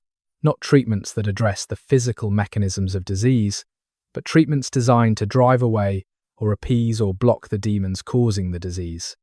Some of these treatments had physical effects that modern medicine would recognize as beneficial. Fumigation with certain herbs had antiseptic properties. Some medicinal plants they used contained compounds we now know have therapeutic value. But they used these not for their chemical properties, which they could not detect or understand, but for their spiritual properties, their power to repel demons or attract protective forces. The question is not whether their understanding was correct by our standards. The question is whether it worked for them, whether it gave them frameworks for responding to disease, whether it provided comfort and hope in the face of mortality. And the answer, measured by their survival as a civilization for 3,000 years, by their ability to maintain urban populations despite the disease risks that implies, suggests that it worked well enough. Not perfectly, never perfectly, but well enough to endure. A merchant's last night. Enlil-nadin-Shumi was 42 years old in the 15th year of the reign of King Hammurabi of Babylon, which places the time at approximately 1777 BC. He was a merchant dealing in copper ingots, travelling regularly between Babylon and the cities of the south, buying raw metal and selling it to smiths and workshops in the capital. He had a wife, 3 children who survived infancy, and a house in a modest but respectable neighbourhood near the Ishtar Gate. The fever began on the 2nd day of his journey home from He woke at dawn in the caravanserai, where the merchants had spent the night, and his head hurt in a way that seemed to extend behind his eyes, into his skull, pressing outward from within. He ignored it. Headaches were common enough. The sun was too bright. That was all. He would drink water, eat some dates, and it would pass. By midday, riding the donkey that carried his goods, he was sweating despite the relative coolness of early spring. His hands trembled on the reins. The road ahead seemed to waver, to shimmer with heat that should not have been there. The other merchants in the caravan noticed. One asked if he was well. He lied, said yes, said he was fine. That night they stopped at another caravanserai, and Enlil-nadin-Shumi could barely dismount. His legs would not hold him properly. He stumbled to the sleeping area, collapsed onto the mat he unrolled, and lay there shivering violently, though the night was not cold. One of the other merchants brought him water. Another covered him with an extra blanket. They whispered to each other. They had seen this before. They knew what it meant. By morning he was worse. The fever had risen until his skin burned to the touch. He could not stand, could barely speak. The caravan could not wait. They were merchants, not family, and the road had its own demands. They left him there, in the caravanserai, with payment to the keeper to send word to Babylon if he recovered, or if he died. The keeper's wife was the one who cared for him.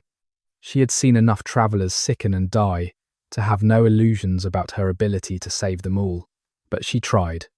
She brought water, urged him to drink, though he often could not keep it down. She placed wet cloths on his forehead. She burned cedar and juniper, the smoke filling the small room, hoping the scent would drive away whatever demon had seized him. On the second day, in the caravanserai, Enlil-nadin-Shumi became delirious. He spoke to people who were not there, argued with his dead father, apologized to his wife for something he had never done. He saw things. A woman with a lion's face standing in the corner of the room, watching him with eyes that reflected the lamplight like copper mirrors. He tried to tell the keeper's wife, but the words came out wrong, tangled, meaningless. The keeper, who had less patience than his wife, suggested they move the sick man outside. Disease was caused by demons. Everyone knew that, and demons could spread from person to person through proximity. He did not want his household infected, but his wife refused. She would not put a dying man out in the courtyard like refuse. She continued her care, continued changing the wet cloths, continued trying to get water into him. On the third day, word reached his family.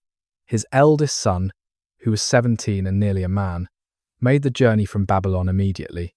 He brought a priest with him, a junior priest from the temple of Marduk, who specialized in healing magic, though he was not yet experienced. The priest examined Enlil-nadin-Shumi, checked his pulse at the wrists and throat, looked at his eyes, at his tongue, at the way his chest moved with labored breathing. The priest consulted the tablets he carried, medical texts that listed symptoms and their demonic causes. High fever, delirium, trembling. These pointed to Asaku, or possibly Namtar. The priest chose to address Asaku, as his training prepared him better for that demon. He prepared a mixture of herbs, burned them in a bronze bowl, letting the smoke wash over the sick man. He chanted incantations in Sumerian, words he had memorized, but whose ancient meanings he understood only partially. He called on Ea, the wise god, master of healing arts. He called on Marduk, lord of Babylon, protector of the city and its people. He described Asaku, named him, commanded him to release his grip on this man and depart, and he placed an amulet on Enlil-nadin-Shumi's chest, a clay disc inscribed with protective formulas showing the image of Pazuzu driving away demons of disease. The son paid the priest, thanked him, begged him to return the next day if the father showed no improvement. That night, the fourth night of the fever, was the worst. Enlil-nadin-Shumi thrashed on the mat, fighting invisible enemies. He screamed, a sound that brought the keeper and his wife running, thinking someone was attacking him. But there was no one, just the sick man, and whatever he saw in his fever vision. The son held his father down, spoke to him, tried to anchor him to the present, to the real world, but the father did not seem to hear, or could not respond. Just before dawn, the fever broke. Suddenly, completely. One moment the father was burning and delirious. The next, he was cool and lucid, looking at his son with recognition and confusion, as though waking from a dream he could not quite remember. The keeper's wife said it was the priest's magic. The amulet had worked. Pazuzu had driven Asaku away. The son believed her, wanted to believe her. His father had been dying, and now he lived. What else could it be but successful demon combat, the protective forces triumphing over malevolent ones? Enlil-nadin-Shumi was weak. He could not walk unaided for several days. He could not eat solid food for even longer, but he lived. After 2 weeks, he was strong enough to return to Babylon. His son hired a wagon, made him as comfortable as possible for the journey home. When they arrived, his wife wept. Neighbors gathered, marveling that he had survived what so often killed. Offerings were made at the temple, thanks given to Ea and Marduk. The priest who had performed the exorcism gained reputation from the success. More families would seek his services now. Enlil-nadin-Shumi wore the clay amulet every day for the rest of his life. He never travelled alone again, always hiring guards even for short journeys. He paid for protective rituals at regular intervals, maintaining his defense against another attack.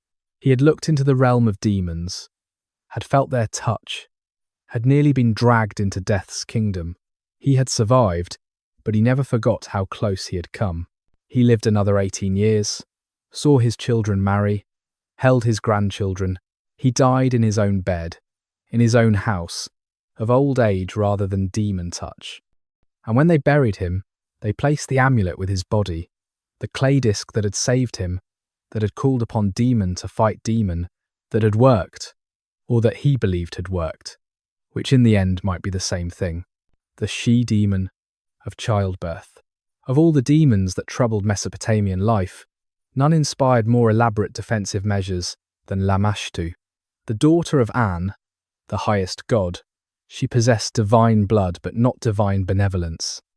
Cast out from heaven for reasons the texts hint at, but never fully explain, she became the supreme threat to what every civilization values most: its children, its future, its hope of continuation. Her mythology was complex, detailed, and terrible. She had been divine once, had walked among the gods, but her nature was corrupt, was oriented toward cruelty and destruction in ways even gods found intolerable. And himself expelled her, a father rejecting a daughter whose actions violated even the wide boundaries of acceptable divine behavior. What exactly she did to merit this expulsion remains unclear in the surviving texts. The hints suggest violence against other gods' offspring, perhaps against divine children themselves, the ultimate taboo, even in heaven, exiled to the realm between earth and underworld, neither fully in the world of the living nor entirely in the world of the dead. She retained divine power, but lost divine protection. She could not return to heaven. She would not fully descend to the underworld kingdom of Ereshkigal. So she wandered the middle realm, the human world, seeking to inflict on mortal children what she had perhaps been forbidden to inflict on divine ones. Her appearance was carefully described in multiple texts and depicted on hundreds of amulets and protective plaques. Sometimes she had a human woman's body, with a lion's head, the predator nature explicit, undisguised. Sometimes she appeared as a woman, but with features subtly wrong, beautiful at first glance, but revealing horror upon closer examination. Her hands were always clawed, talons capable of tearing flesh. Her feet were bird's feet, raptor talons. At her breasts she nursed animals, the pig representing filth, the dog representing the scavenger that feeds on corpses. Both her hands held serpents, symbols of danger and death. She stood or rode upon a donkey, the animal associated with the underworld, and with Set, the Egyptian god of chaos, suggesting that her influence extended beyond Mesopotamian boundaries. Around her head, snakes writhed or could be depicted as a headdress. She was naked in many images, sexuality weaponized, maternal functions perverted. Every aspect of her iconography communicated threat to the natural order, to maternal protection, to the vulnerable moment of birth and infancy. She operated according to specific patterns that the texts meticulously recorded. She was most dangerous at twilight, that liminal time when day and night blurred. She approached houses from the west, the direction of sunset and death. She preferred to attack the firstborn, though no child was truly safe from her attention. She caused miscarriage in pregnant women simply by her proximity. She stood over labouring mothers, ensuring complications, ensuring hemorrhage, ensuring death. For infants who survived birth, she remained a threat for the first days, weeks, and months of life. She snatched them from cradles while they slept. She caused the sudden deaths that occurred without warning, the infant healthy in the evening and dead by morning. She brought fever, convulsions, the wasting diseases that consumed a child slowly. She dried up breast milk in nursing mothers, starving the infants indirectly. She caused what we would now call infection, inflammation, failure to thrive. The number 7 was associated with her. 7 times she had to be warded away. 7 protective incantations, 7 amulets. 7 days after birth were most critical, requiring maximum vigilance. If a child survived 7 days, the immediate danger decreased, though it never entirely vanished, until the child reached the age when demons generally lost interest, around 7 years old. 7 again, the number of completion, of cycles finished. Against Lamashtu, the Mesopotamians deployed their most sophisticated magical defenses. The protective rituals were extensive, expensive, requiring multiple priests, days of preparation, elaborate material components. A typical anti-Lamashtu ceremony might proceed as follows. First, the commissioning of protective images. Clay plaques showing Lamashtu in her full terrible form, but also showing her defeat. She stands on her donkey, yes, but she is being driven away. Above her, protective gods and demons gather. Pazuzu appears, wings spread, terrible face confronting hers. The gods might be shown binding her, constraining her power. These plaques were created by specialized craftsmen who knew the proper iconography, who shaped each element according to traditional patterns. The images were not decoration, they were weapons. Second, the preparation of amulets for personal wear. For a pregnant woman, an amulet showing Pazuzu, invoking his protection. For a newborn, smaller amulets of bronze or stone, inscribed with incantations commanding Lamashtu to depart. These amulets were worn constantly, removed only for washing, and then immediately replaced. A child without amulet protection was considered to be in mortal danger. Third, the performance of incantations. The priest would recite from the anti-Lamashtu texts, some of which ran to dozens of lines. These incantations did multiple things simultaneously.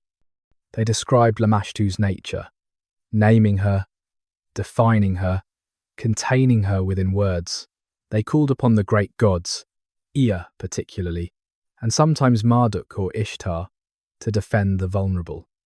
They commanded Lamashtu directly, ordered her to return to the mountains, or the underworld or the desert, anywhere but here, anywhere but this house. They promised offerings to Pazuzu if he would fulfill his protective role. They threatened Lamashtu with divine punishment if she persisted. The language of these incantations was violent, aggressive, defensive in the way a cornered animal is defensive. Be driven away, Lamashtu. Go to the mountain, ascend to the heights, descend to the depths.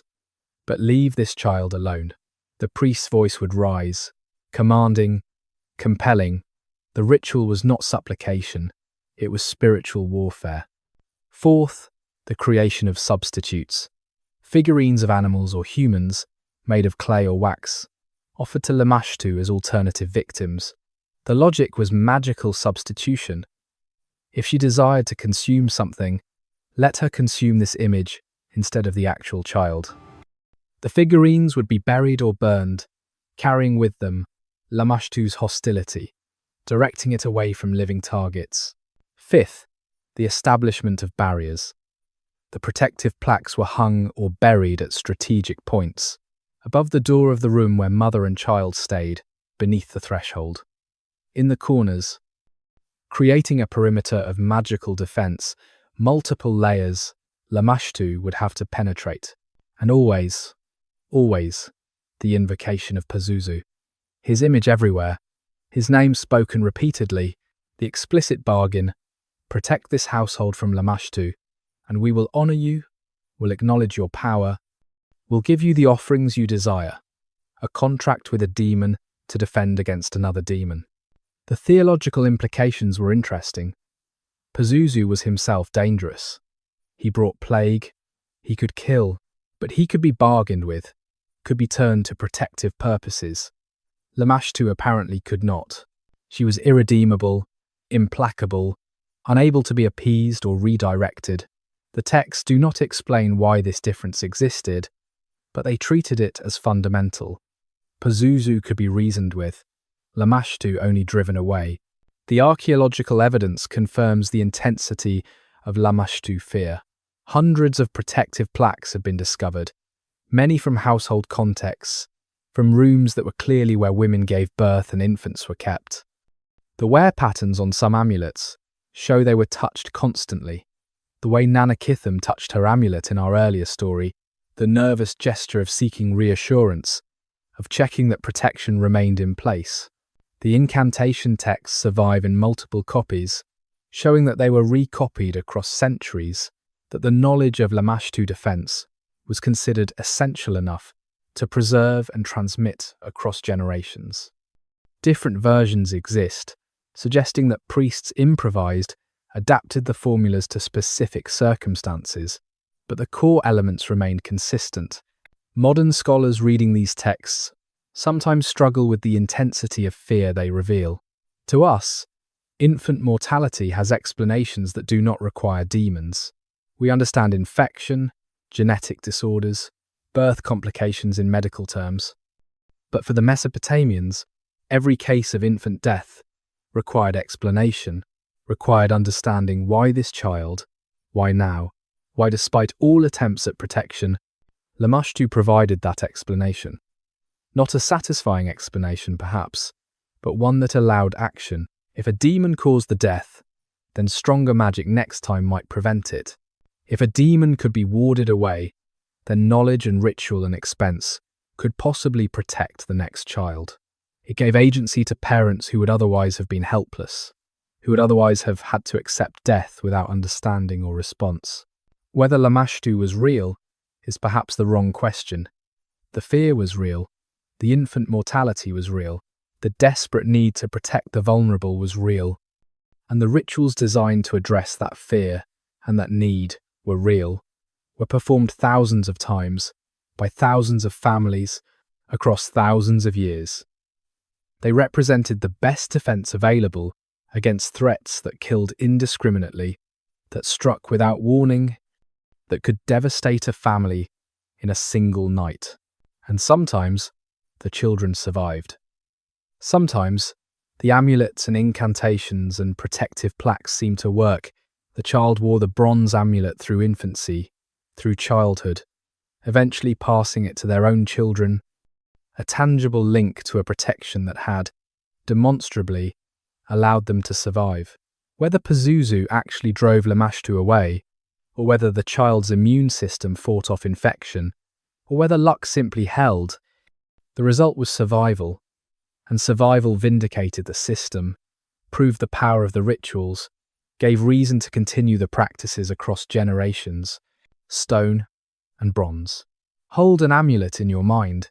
Feel its weight, heavier than it looks, dense with purpose and material. This one is bronze, cast in a mold, then worked with fine tools to sharpen the details. It fits in your palm, fits against a child's chest. The face of Pazuzu stares out from the metal, eyes bulging, too large, seeing in directions that should not be possible. The mouth open, teeth bared, not quite human, not quite animal, something between, something fundamentally other. The surface of the bronze is not smooth, cannot be smooth. It is textured with tiny marks, with the traces of its making, with the fingerprints perhaps of the craftsman who formed it. There is a loop at the top for a cord to pass through. Linen cord, usually twisted tight, strong enough to survive daily wear. The cord will darken with time, with sweat, with the oils from skin. Will need replacing eventually. But the bronze endures. Run your thumb across the surface. The wings are barely raised, shallow relief. But you can feel where they begin and end. 4 wings, spreading outward, protective span. The claws on the feet, tiny marks in the metal but sharp still, suggesting sharpness beyond the physical. Around the edge, text. Cuneiform signs pressed into the wax model before the bronze was cast. The signs are small, hard to read, but they are there. They say his name, they say his title, King of the Evil Wind Demons. They say what he will do, what he must do, if this amulet is to fulfill its purpose. The bronze is cool to touch even in warm weather. It does not warm quickly, holds onto coolness like a stone from deep water. Against the skin of your throat, it is a constant reminder. You are protected. You wear your protection. The demon king, guards you from the demon mother. Some amulets are stone instead. Carnelian, red as blood. Lapis lazuli, blue as sky. Agate with bands of colour running through it. The stone is carved, not cast. Hours of work with copper tools and abrasive sand, wearing away the stone grain by grain until the image emerges. The craftsman's eyes straining in lamplight to see the tiny details. To get the proportions correct, because correctness matters, because the wrong image might not work, might leave the wearer vulnerable. Stone amulets hang differently than bronze. Lighter, warmer. They absorb heat from the body, become part of the body's temperature. The cord that holds them can be finer. They click softly against each other if multiple amulets are worn. The gentle sound a reminder with every movement. Protected, protected, protected.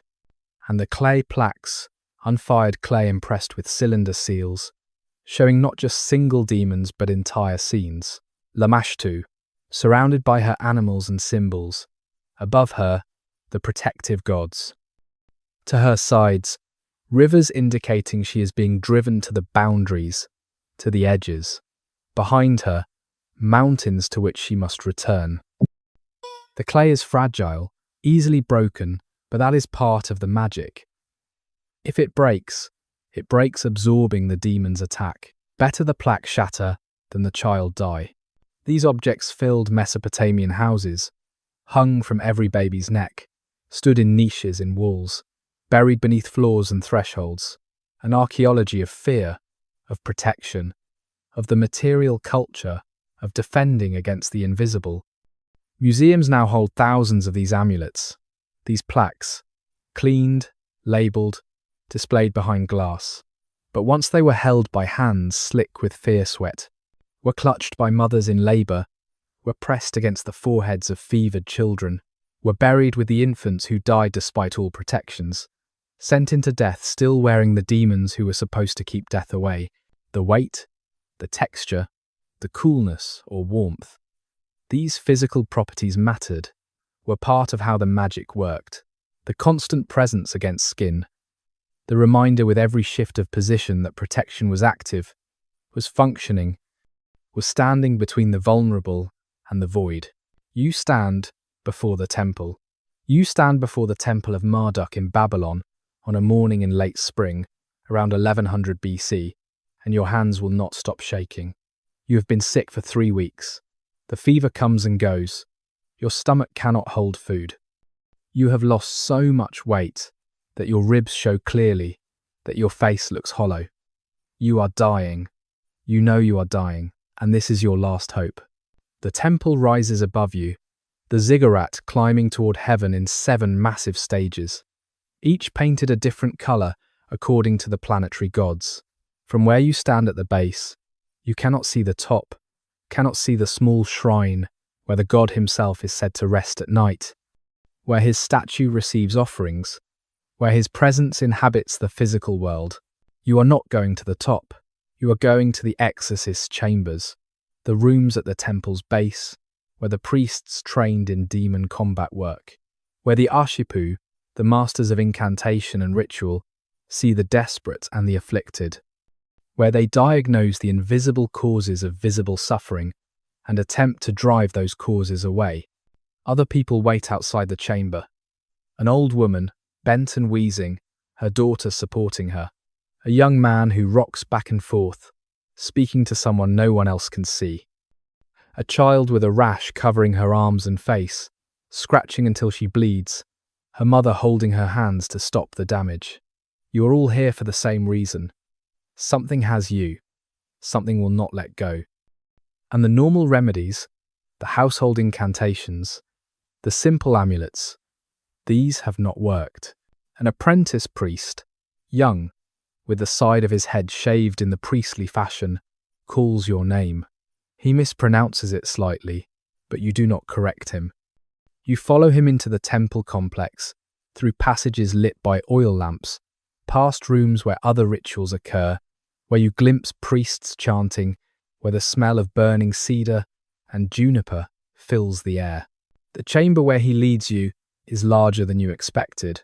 The walls are lined with shelves holding tablets, hundreds of them, texts on clay, recording every known demon, every known incantation, the accumulated knowledge of centuries. A senior priest sits on a chair, a man perhaps 60 years old, his face deeply lined, his eyes moving over you with professional assessment. You kneel. It is expected. You present your case without being asked, the words tumbling out, the fever, the weight loss, the dreams where a voice whispers that you will not survive. The sense of something pressing down on your chest at night, making it hard to breathe. The way your left arm tingles and goes numb. Everything you have noticed, everything you have feared. The priest listens without interrupting. When you finish, he begins his examination. He takes your wrist, feels your pulse, takes your other wrist, compares. He looks at your eyes, studying them in the lamplight. He asks you to extend your tongue, to breathe deeply, to describe exactly when the symptoms worsen and when they ease. Then he asks about your life. Have you broken any oaths? Entered any forbidden places? Touched any polluted objects? Eaten anything taboo? The questions probe for moments of vulnerability, for instances when you might have exposed yourself to demonic attention. You answer honestly, or as honestly as you can. Maybe you crossed a threshold without speaking the proper words. Maybe you looked into a well after sunset. Maybe you are guilty of something you do not even recognize as transgression. The priest consults his tablets, pulls one from a shelf, reads quickly, puts it back, pulls another.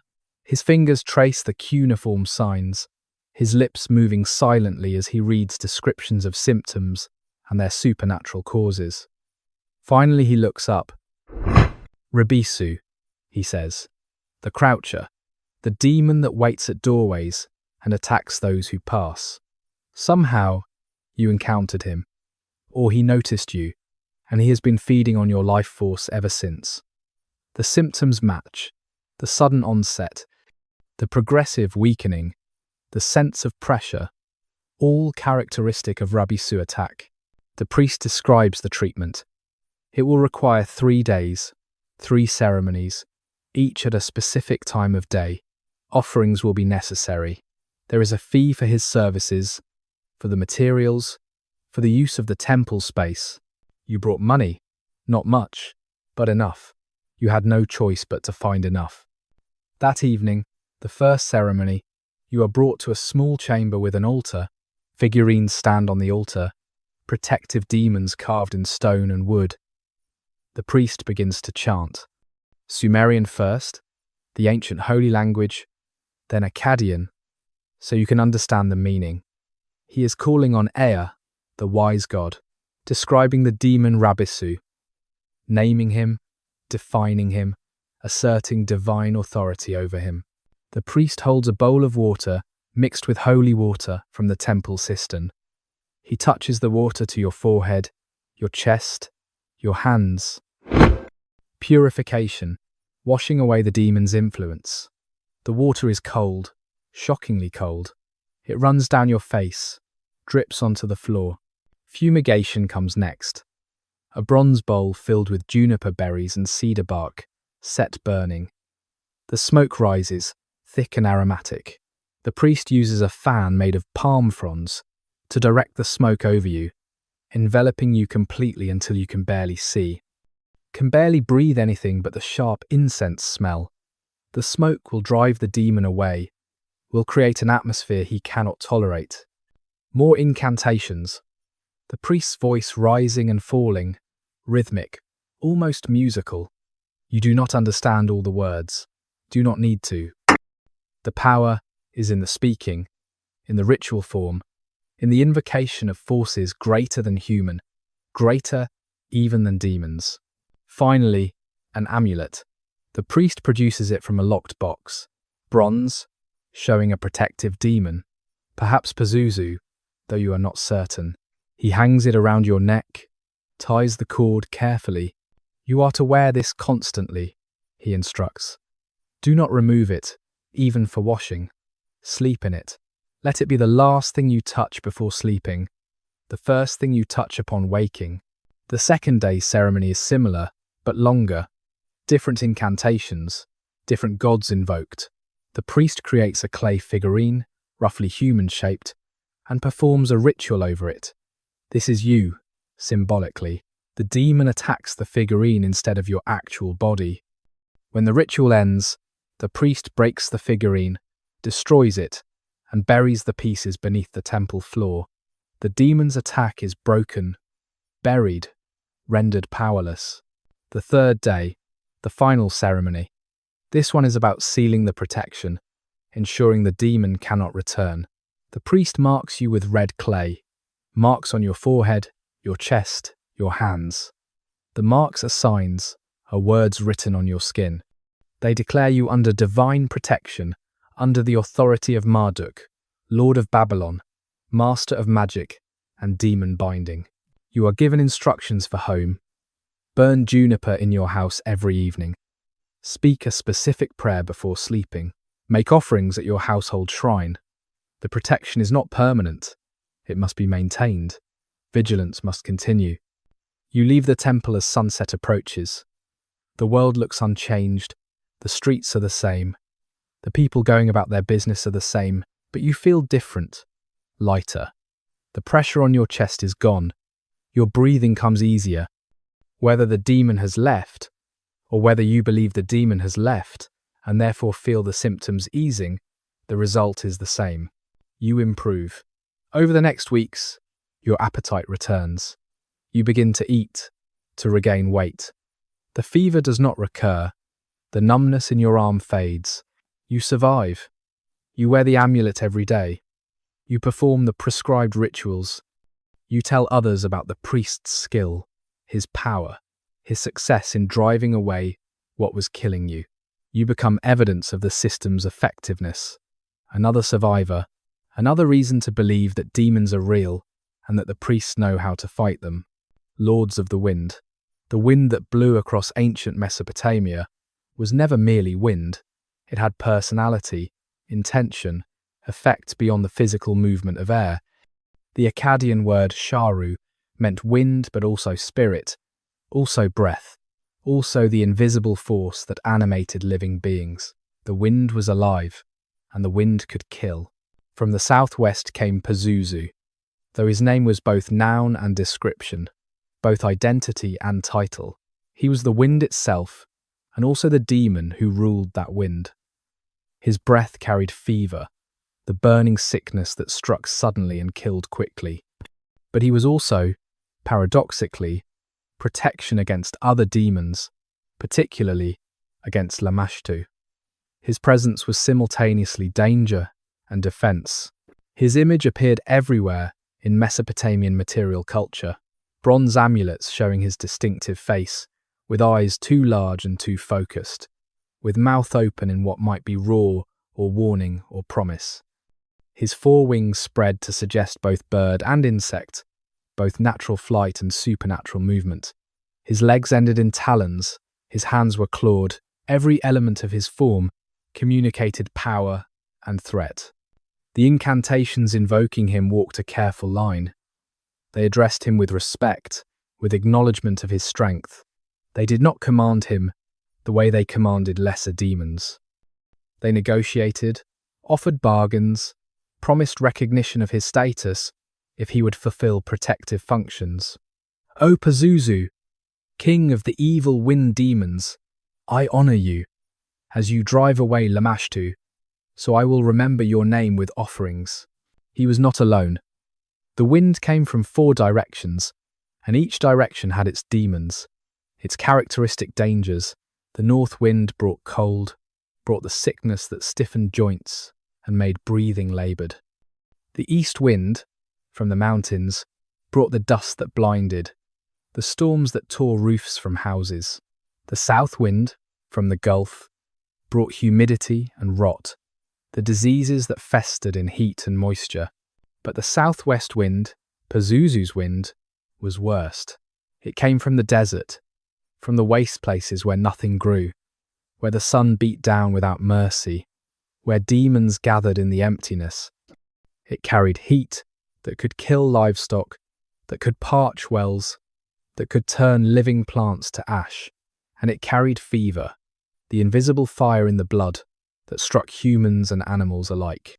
The texts describe other wind demons, the Lilitu and Ardat Lili, female spirits who haunted the desert margins. They were not precisely succubi, though later traditions would make them so. They were beings of desolation, of lonely places, who brought madness to travellers, who caused men to wander from established paths, who infected the mind with desires and visions that led to death. Lilitu appears in texts as early as 2000 BC, sometimes in lists of demons, sometimes in incantations designed to ward her away. She was associated with owls, with night birds, with creatures that called from darkness. She did not enter cities easily. The urban environment, with its walls and gates and concentration of protective forces, defended against her. But she claimed the wilderness. Anyone travelling through desert country had to take precautions against Lilitu and her kind. The protection involved timing as much as ritual. Do not travel alone. Do not travel at dusk. Do not sleep in the open if it can be avoided. If it cannot be avoided, create a circle of protection, whether through physical markers or spoken words. The caravan practice of travelling in groups was partly practical, defence against human bandits, but also spiritual defence against wind demons, who targeted the isolated and vulnerable. Sound played a role in wind demon encounters. The wind carried voices, or sounds that resembled voices. Travellers reported hearing their names called from empty desert, hearing what seemed like human speech in languages they did not recognise, hearing music played on instruments that were not there. These were signs of wind demon presence. The correct response was to ignore them, to speak protective formulas, to keep moving, to not deviate from the path or investigate the sounds. Some texts describe the wind demons as having the power to enter humans, to possess them, to speak through their mouths. A person who began speaking in unknown languages, who claimed to hear divine voices, who exhibited behaviours outside their normal character, might be diagnosed as wind demon possessed. The exorcism in such cases required driving the demon out, forcing it to relinquish its hold on the human body and mind. The ritual for wind demon exorcism often involved exposure to intense heat or smoke, the logic being that wind demons were beings of air and could be forced out through the nose and mouth by overwhelming smoke. The victim would be placed in a closed room with burning incense, fumigated until they could barely breathe, the smoke theoretically driving the possessing demon out through the respiratory system. This was dangerous. The line between therapeutic fumigation and suffocation was not always clear, but the texts record that it worked, or that priests believed it worked, that victims emerged from the smoke, purified, restored to themselves, the alien personality expelled. The seasonal nature of wind demons was well understood. Certain times of year brought greater wind demon activity. Late summer, when the heat peaked and the southwest wind blew strongest. Early spring, when winds were most variable and unpredictable. During these periods, protective measures intensified, more incantations spoken, more amulets worn, more attention paid to any sign of wind demon approach. The Mesopotamians observed that wind patterns correlated with disease patterns. When the southwest wind blew for several days, fever cases increased. This was not superstition. They were observing real correlation, real pattern.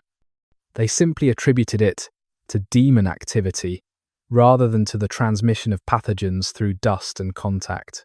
Their model of causation was different, but their observation of correlation was accurate, and so they developed defences appropriate to their model.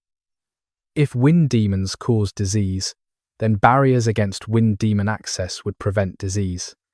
Hence the careful orientation of houses, the small, high windows, the fumigation practices that filled houses with smoke thought to repel demons, the amulets that claimed the protection of demon lords like Pazuzu.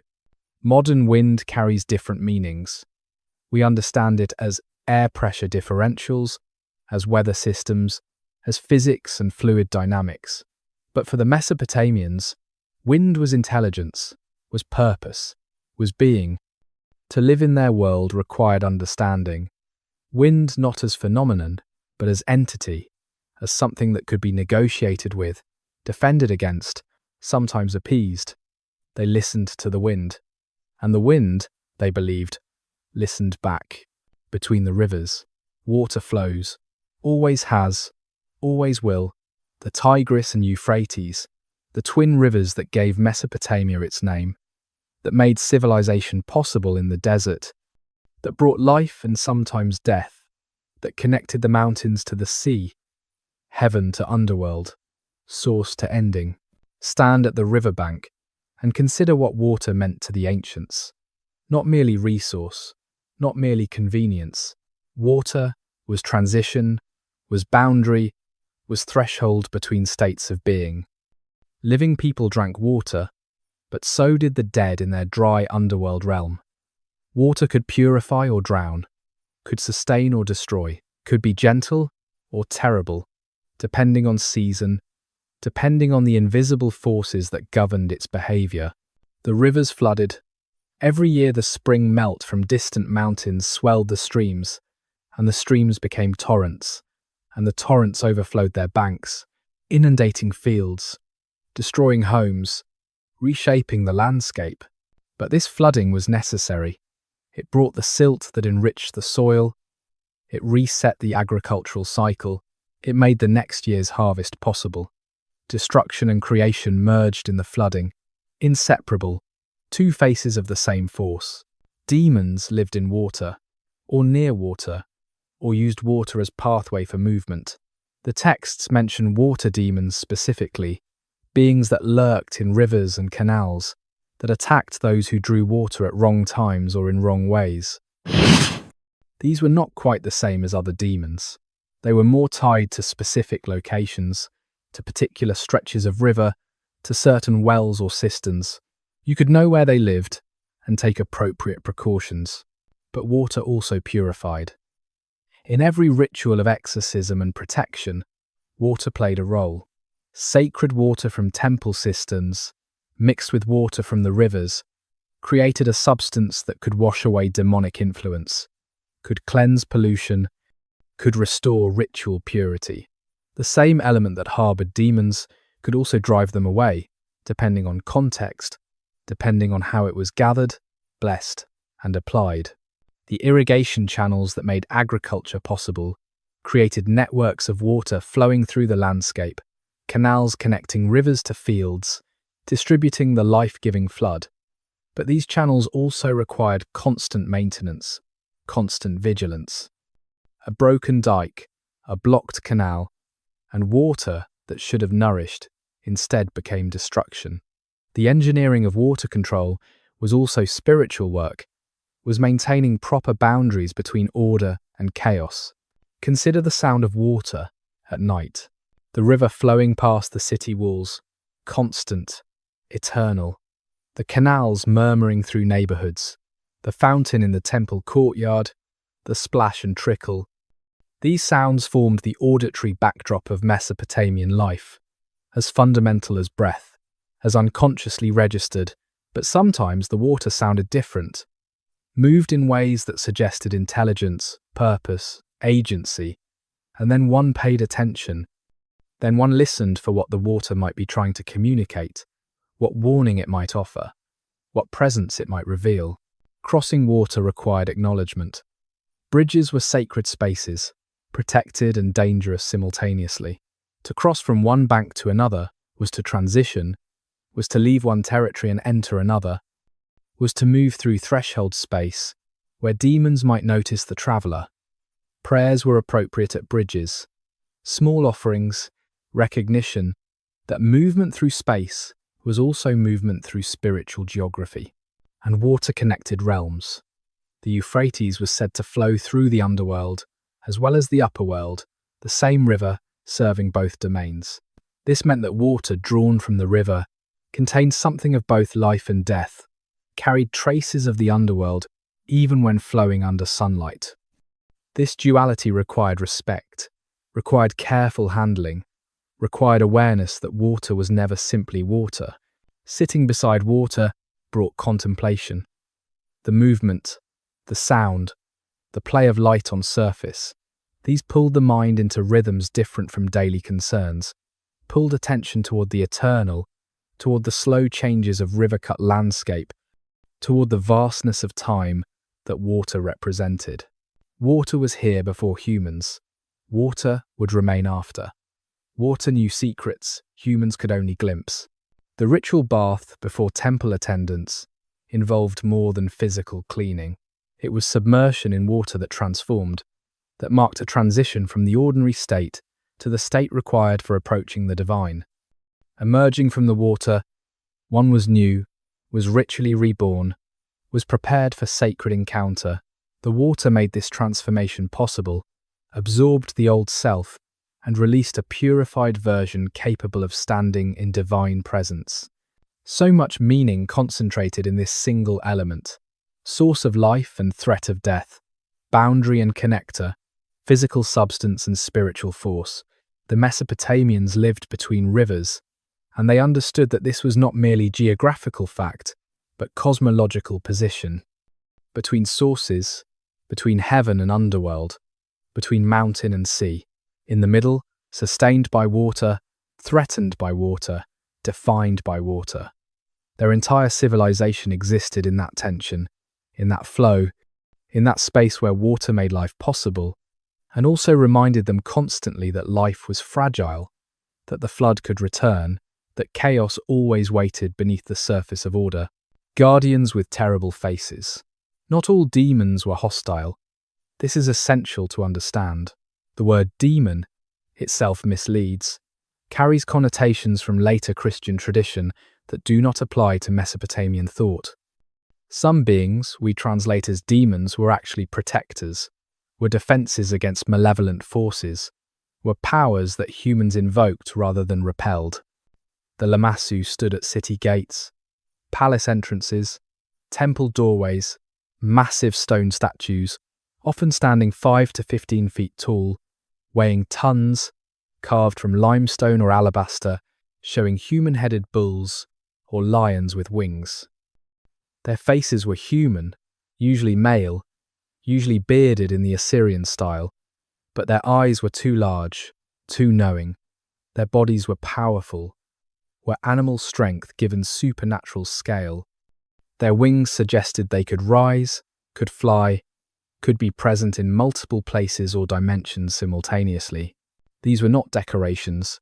They were functional, magical entities, guardian spirits given physical form to better concentrate their protective power.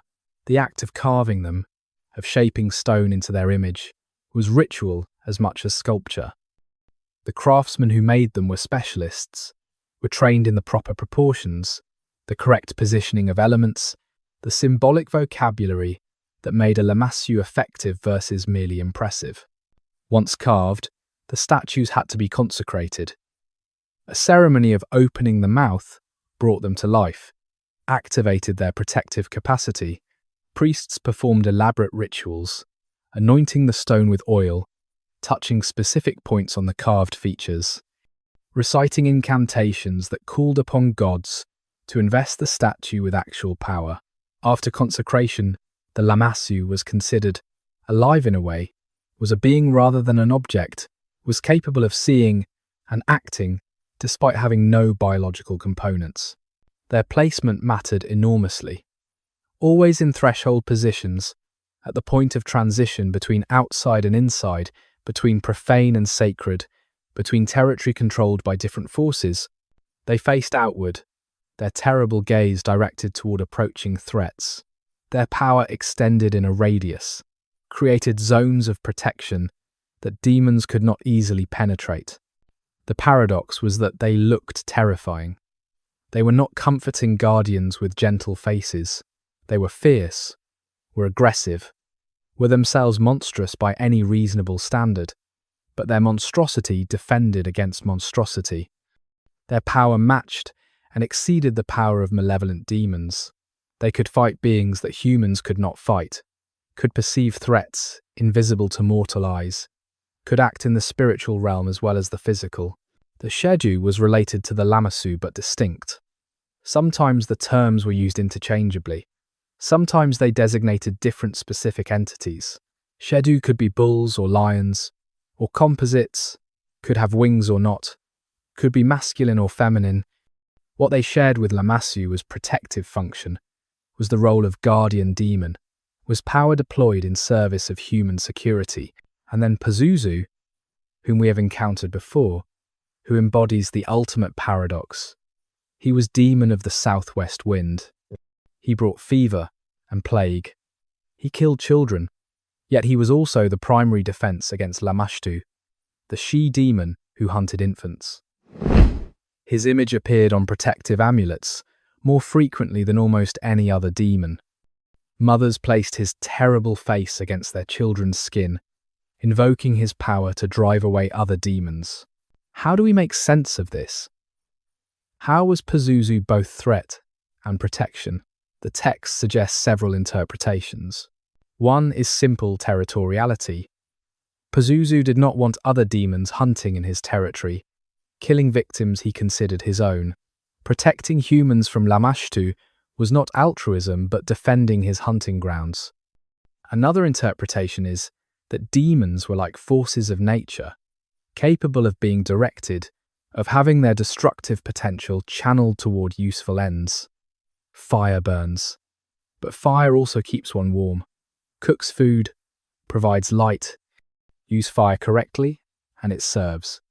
Use incorrectly, and it kills. Perhaps demons worked similarly. A third interpretation, more sophisticated, suggests that the Mesopotamians understood power as fundamentally neutral.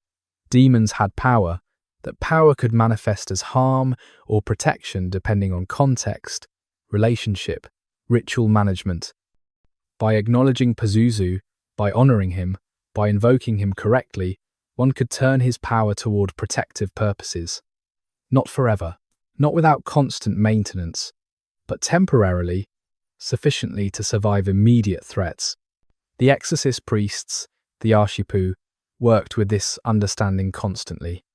They did not merely banish demons, they commanded them, directed them, set one against another. The rituals often involved invoking protective demons to drive away hostile ones. Calling upon Pazuzu, yes, but also calling upon lesser-known guardians, spirits whose names are preserved in incantation texts, but whose mythologies we barely understand. Some protective demons were depicted as holding snakes in their hands, or standing on serpents, demonstrating their power over venomous creatures. Some held weapons, clubs, or swords, their warrior nature explicit. Some had multiple heads, looking in all directions simultaneously, unable to be surprised or flanked. Each visual element communicated an aspect of their protective capacity, made visible their spiritual function. The household shrine in wealthier homes might include small figurines of protective demons, kept in niches, given small regular offerings. These were domestic versions of the great guardian statues at gates and temples. Same principles, smaller scale. The figurines created protected space within the house, added layers of defense to the architectural and ritual protections already in place. And there were the invisible guardians, the ones with no physical representation. Every person was thought to have a personal protective spirit, a lamassu in one sense of that term, that accompanied them through life, defending against hostile forces. This spirit was not the same as the soul. It was a separate entity, assigned or associated at birth, that stayed close, that intervened in moments of danger, when someone survived an accident that should have killed them, when disease struck the household but spared one member, when fortune favoured someone in inexplicable ways. The personal protective spirit received credit. But this protection was not guaranteed. The personal spirit could be offended, could withdraw, could cease active defense if the person behaved improperly. Breaking oaths weakened one's protective spirit, violating taboos, failing to make appropriate offerings. The relationship required maintenance. required proper conduct, required acknowledgement. Protection was earned through piety and sustained through continued observance. The system as a whole reveals a worldview in which power was everywhere. Power took many forms. Power could be friendly, or hostile, or simply indifferent to human concerns. Navigation required knowledge, required ritual expertise, required maintaining complex relationships with forces beyond human scale or comprehension. The terrible-faced guardians were tools in this navigation, were allies in a universe full of threats, were the closest thing the Mesopotamians had to reliable supernatural defense. They trusted these guardians, built cities around them, carved them again and again across millennia, passed down the knowledge of their names and natures, and proper invocation. And whether the guardians actually protected, or whether the belief in their protection provided psychological benefits that had real survival value, or whether some combination of factors operated, the result was civilizations that lasted thousands of years in environments that could easily have killed unprotected populations. The guardians with terrible faces stood watch, and behind them, human civilization persisted. The exorcist's apprentice, Nadin Marduk, was 14 years old when he entered training to become an Arshipu, an exorcist priest, in Babylon during the reign of King Nebuchadnezzar I, around 1125 BC. His family had decided his path. His uncle was a senior Arshipu at the Esagila temple complex, and the profession ran in families, was knowledge passed from generation to generation, was too valuable to entrust to outsiders. The first year was memorization, not of incantations yet, but of demon lists. Every known demon, every classification, every characteristic that distinguished one type from another. Nadin Marduk spent his days in the tablet house, reading and recopying lists, fixing the names and natures in his memory until he could recite them without hesitation. Utuku, he would chant with the other apprentices. Spirit demon can be protective or hostile, distinguished by context and specific symptoms. Alu, demon of ruins and desolation, causes madness in travelers. Lilitu, female wind demon, haunts desert margins. On and on, hundreds of names, hundreds of descriptions, the entire taxonomy of the invisible. The master would test them randomly, point to an apprentice, and demand symptoms: fever, joint pain, sensitivity to light. Demon? The apprentice would answer, possibly Asatku, possibly Namtar. Diagnosis depends on progression and timing. Correct answer. Another student. Protection for pregnant woman against Lamashtu? Answer. Pazuzu amulet, anti-Lamashtu plaque, incantations from the Dimmy series, threshold protection, regular fumigation. Correct. Wrong answers meant punishment. Not physical, usually, but memorization of additional texts, repetition of failed sections until perfection achieved. The knowledge had to be perfect. Lives would depend on this knowledge. Mistakes could mean death for the patient, loss of reputation for the priest. Second year, they began learning incantations. Short ones first. Simple protection prayers, the kind any householder might speak. These were practice, were ways to train the voice, to learn the rhythm and cadence that made incantations effective. Sumerian and Akkadian both. The apprentices had to master pronunciation of sounds in the ancient language that their normal speech never used. The master demonstrated. He would chant an incantation, his voice rising and falling according to traditional patterns. The apprentices would repeat after him, line by line, the master correcting pronunciation, correcting rhythm, correcting the slight emphasis on certain syllables that changed meaning or power. This was not merely reading words. This was performance, was ritual utterance, was learning to shape breath and sound into tools of demon combat. Nadin Marduk struggled with this, initially. His voice broke frequently, the awkward crack of adolescence disrupting the smooth flow required. The master was patient but firm. Again, You must control the breath. The demon will not be impressed by uncertainty.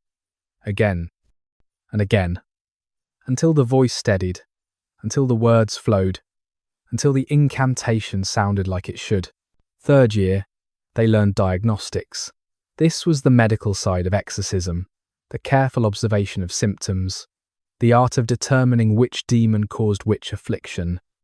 The master would present cases, describing symptoms in detail. The apprentices would consult their memorized knowledge and propose diagnoses. Patient, child, 4 years old, sudden fever, vomiting, extreme thirst. Demon? Nadine Marduk considered. The age suggested possible Lamashtu involvement, but the symptoms were more consistent with Asaku, master. The extreme thirst is characteristic. Treatment would be fumigation, with juniper, invocation of Ea, sacred water application. Correct basic diagnosis. But you omitted one crucial question. Has the child been outside the city recently? If yes, what additional demon might be involved? Nadine Marduk realized his error. Lilu demon, if the child was in open country. The symptoms could be combined attack. Treatment would need to address both possibilities. Better. Always consider multiple possibilities. Demons do not always act alone. Fourth year, they observed actual exorcisms. The master would perform rituals for patients who came to the temple, and the apprentices would watch, silent, learning not from text but from living practice. They saw how the master adapted incantations to specific cases, how he read the patient's responses, how he adjusted timing and intensity based on what the ritual revealed. They saw successes, patients who arrived weak and fevered, who left days later restored, whose families wept with gratitude and brought generous offerings. These successes confirmed everything the apprentices learned, proved that the system worked, that demons were real and could be fought and sometimes defeated. They also saw failures, patients who died despite all efforts, whose demons were too strong or too entrenched, who had waited too long before seeking help. The master would perform the death rituals in these cases, would prepare the body, would speak to the grieving family. He did not apologize. Demons were powerful. Not every battle could be won, but every battle had to be fought with full knowledge and effort. Fifth year, they began performing simple exorcisms themselves. Under supervision, Nadine Marduk's first case was a woman with chronic headaches, migraines that left her unable to function for days at a time. The demon was identified as Mukil Resh Lamuti, the holder of evil headache. Nadine Marduk prepared the ritual space, arranged the materials, spoke the incantations he had memorized. His voice shook at first. This was not practice. This was a real person suffering real pain, looking to him for help. But the training held. The words came, the ritual progressed. Fumigation, sacred water, the amulet placed around the woman's neck, the prayers calling on Ea and Marduk to drive the demon away. Did it work? The woman reported improvement over the following days. Whether the demon had left, or whether the attention and care and ritual had provided psychological relief that eased the pain, Nadine Marduk could not be certain. But she improved, and that was what mattered. Over the following years, Nadine Marduk's skills developed. He learned the complex multi-day rituals, the elaborate exorcisms for severe cases. He learned to improvise when standard incantations seemed insufficient, to adjust and adapt based on patient response. He learned the business side, the proper fees to charge, the importance of maintaining temple reputation. He learned humility, learned that demons were ultimately beyond full human understanding, that even the most skilled priest sometimes faced forces he could not control. By the time he reached 30, he was a master Ushipu himself, training his own apprentices, passing on the knowledge his uncle had given him. He had saved lives. He had failed to save others. He had built a reputation, had earned respect, had become essential to his community. People sought him when demons attacked, And he responded, armed with the knowledge of generations, with the incantations preserved in clay, with the confidence that came from years of successful combat against the invisible.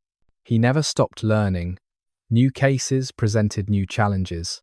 The demon lore continued to evolve, to incorporate new observations, new patterns, new effective techniques. The tablets in the temple library grew in number, each representing some priest's contribution to the collective knowledge. Nadin Marduk added his own observations, recorded cases where unusual symptoms led to unusual diagnoses, where standard treatments failed and improvised ones succeeded. This was the life of an Arshipu, not glamorous, often exhausting, frequently heartbreaking when patients died, but also essential, respected, purposeful. Nadin Marduk fought demons every day of his adult life. And though he never saw them directly, though they remained invisible to his eyes, he knew they were real, knew it from the patients who came broken and left whole, knew it from the children who survived when by all normal measure they should have died, knew it from the accumulated evidence of thousands of successful exorcisms across thousands of years. The demons were real, and so was his power to fight them. Words against the dark.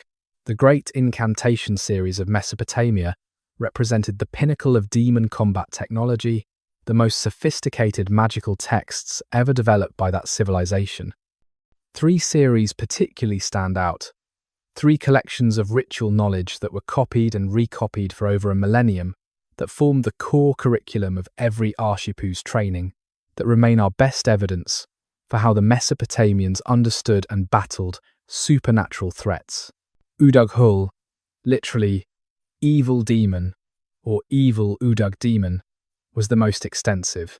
At least 16 tablets, possibly more in the complete series, containing hundreds of incantations against various types of demons. The structure was systematic, almost scientific in its organization.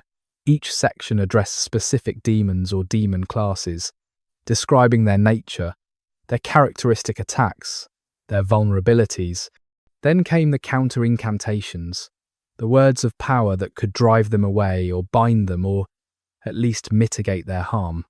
The language was Sumerian primarily, the ancient sacred tongue, with Akkadian translations provided in parallel columns for priests whose native language was Akkadian. This bilingual format revealed the text's purpose: preservation of ancient knowledge, while making it accessible to contemporary practitioners. The Sumerian words had inherent power, were the original formulations developed by the first exorcist priests. But understanding also mattered, so translation was necessary. The incantations themselves followed patterns. They typically began with invocation of major gods, calling on divine authority to back the exorcist's words. Featured prominently the god of wisdom and magic. Marduk appeared frequently, especially in Babylonian versions. Sometimes Ishtar, sometimes Shamash, the sun god whose light drove back darkness. The divine names established cosmic context, reminded the demons that human authority was backed by divine power. Then came description of the demon being addressed, naming it, defining it, often insulting it, diminishing it through words.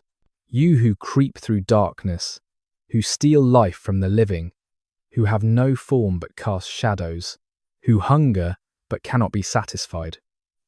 The descriptions were poetic, but also functional, were ways of containing the demon within linguistic boundaries, of asserting human knowledge over demonic nature. Following description came commands: direct, aggressive, authoritative. Leave this house, depart this body, return to the desert, to the mountains, to the underworld where you belong. May bind you, may Marduk strike you, may the great gods reject you. The commands escalated, building in intensity, sometimes listing multiple gods who would punish the demon if it did not obey. Finally came protective formulas, words that sealed the person or place against future attack. May this house be guarded by Shamash, protected by Marduk, blessed by Ea. May no demon enter, may no evil approach, may all hostile forces be driven back. The closing words created barriers, established protection that would endure beyond the immediate ritual. Gallu, the Burning series, focused on a slightly different threat: witchcraft and harmful magic, performed by humans but utilizing demonic power. The series comprised 9 tablets, containing rituals performed over 3 nights, designed to burn away magical attacks, to identify those who sent them, to protect the victim and punish the attacker. The rituals involved actual burning. Figurines representing the witch or attacker would be created, then ritually destroyed by fire while incantations were spoken. The fire was symbolic but also literal, was thought to send flames through the spiritual realm, to consume the hostile magic at its source.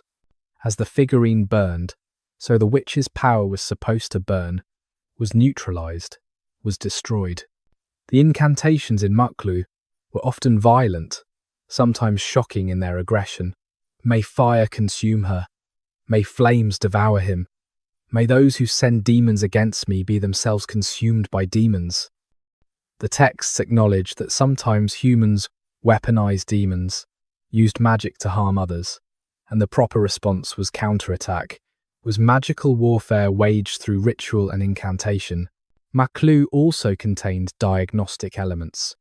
Certain symptoms suggested witchcraft rather than direct demon attack, gradual onset rather than sudden, symptoms that seemed deliberately targeted, that affected specific aspects of life while leaving others untouched.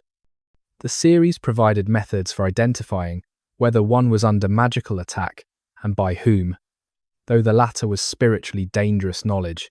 Shurpu, another Burning series, addressed pollution and taboo violation.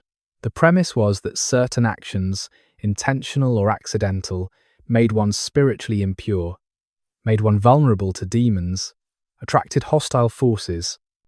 The series described how to identify what taboo had been broken, how to ritually cleanse the pollution, how to restore the person to protected status. The range of polluting actions was extensive: breaking oaths, lying to gods or parents, eating forbidden foods, entering forbidden spaces, contact with corpses or menstrual blood, improper sexual behavior, disrespect toward gods, parents, or legitimate authority. The list went on for tablets, covering seemingly every possible transgression. Some pollution was clearly intentional. A person who swore a false oath knew what they were doing, but much pollution was accidental. One could unknowingly eat food offered to the wrong god, could inadvertently step on sacred ground, could touch a polluted object without realizing. Ignorance was not protection. The pollution occurred regardless of intent, and demons exploited that pollution, used it as entry point for attack. The purification rituals in Shurpu were elaborate. Water played a central role, washing away the pollution. Fire burned away the contamination. The person would be fumigated, would bathe in sacred water, would have their mouth ritually opened and purified. They would confess the pollution, would list the possible taboos they might have broken, covering all bases since exact identification was not always possible. All 3 series, Udaghul, Gallu, and Shurpu, shared certain characteristics. They were cumulative, were built up over centuries, with each generation of priests adding new incantations, new observations, new effective techniques. They were standardized, were copied, according to strict rules to preserve their power. They were restricted, were not for general public use, but were professional tools of trained specialists. The tablets were stored in temple libraries, carefully catalogued and maintained. A priest performing an exorcism would consult these texts, would read the relevant passages, would speak the ancient words exactly as written. Precision mattered. A word mispronounced, a line omitted, and the ritual might fail, might leave the demon unbound, might even make the situation worse. But precision was not rigidity. The texts allowed for adaptation, for customization to specific circumstances. A priest could combine incantations from different series, could add personal formulas, developed through experience, could adjust timing and materials based on patient response. The texts were foundation, not constraint. They provided the essential knowledge, the proven techniques, the accumulated wisdom, but the skilled priest still had to exercise judgment, had to read the situation, had to know when to follow the script exactly and when to improvise. The survival of these texts into the modern era is remarkable. Thousands of years after they were written, after the temples fell and the priesthood died out, and the languages themselves ceased to be spoken, the tablets remained, buried in library ruins, protected by the very destruction that ended the civilization that created them, and now translated, studied, preserved in modern academic editions. They speak still. They tell us how humans once fought demons, how they used words as weapons, how they believed with absolute conviction that the right words, properly spoken, could drive back the darkness and save those in desperate need. Whether the words actually had power, whether demons were real in the ontological sense, matters less than this. The people who spoke these words believed. The people they spoke them for believed. And in that shared belief, in that common framework of reality, something happened. Whether spiritual combat or psychological healing or simple compassion expressed through ritual, the incantations served their purpose. They gave hope. They gave action. They gave meaning to suffering. They gave tools for fighting back. And sometimes, perhaps often enough to matter, they worked. Smoke and cedar. Listen to an exorcism. Not the words, which you might not understand, which might be in Sumerian, in ancient language, in syllables your tongue could never shape. Listen to the sounds around the words, the atmospheric ritual, the sensory landscape of demon combat. First, the priest's voice, steady, controlled, but not monotone, rising and falling in rhythmic patterns. The incantation like song, but more urgent, more focused. The breath sustaining each line, then pause, then the next line. The pacing deliberate, nothing rushed. Each word given its full weight, its full power. The voice filling the chamber, filling the space around the afflicted person, establishing authority through sound alone. Behind the voice, the crackling, the bronze bowl holding burning herbs, juniper primarily, but also cedar bark, sometimes myrrh if the family could afford it. The herbs not burning freely, but smouldering, producing thick aromatic smoke that rises in coils, that fills the chamber until breathing becomes effort, until the air itself feels heavy with presence. The scent is everything. Sharp, resinous, clean in a way that makes you conscious of breathing, conscious of each inhalation. The smoke entering nose and mouth, the flavour coating tongue and throat. It is intrusive, is invasive, is intended to be so. The demon hiding in the patient's body cannot avoid this smoke, cannot escape it. The smoke fills every space, forces itself into lungs, into blood, into wherever the demon might be concealed. And the burning itself, the sound of it, the hiss when the priest adds more herbs to the bowl, the pop when a resin pocket in the cedar bark splits from heat, the rustle of palm fronds used as fan, directing the smoke, ensuring it washes over the patient from every angle. The material sounds of fire and fuel, of controlled combustion, of heat without flame. Water next, the splash as the priest dips his hand into the bowl of sacred water, brought from the temple cistern, mixed with water from both rivers, the Tigris and Euphrates combined. The drip as he raises his hand, as drops fall back into the bowl. The wet sound as he touches forehead, chest, hands of the patient, anointing, purifying, each touch accompanied by words, by specific formulas, but the sound of water is itself part of the ritual, is its own language. The patient, breathing. Shallow, rapid, frightened breathing, or laboured breathing if illness has affected the lungs, or the rasping breath of fever, the breath revealing the patient's state, revealing how the demon has damaged them. The priest listens to this breathing, adjusts the ritual accordingly. If the breathing becomes too difficult, he pauses the fumigation, allows clear air for a moment.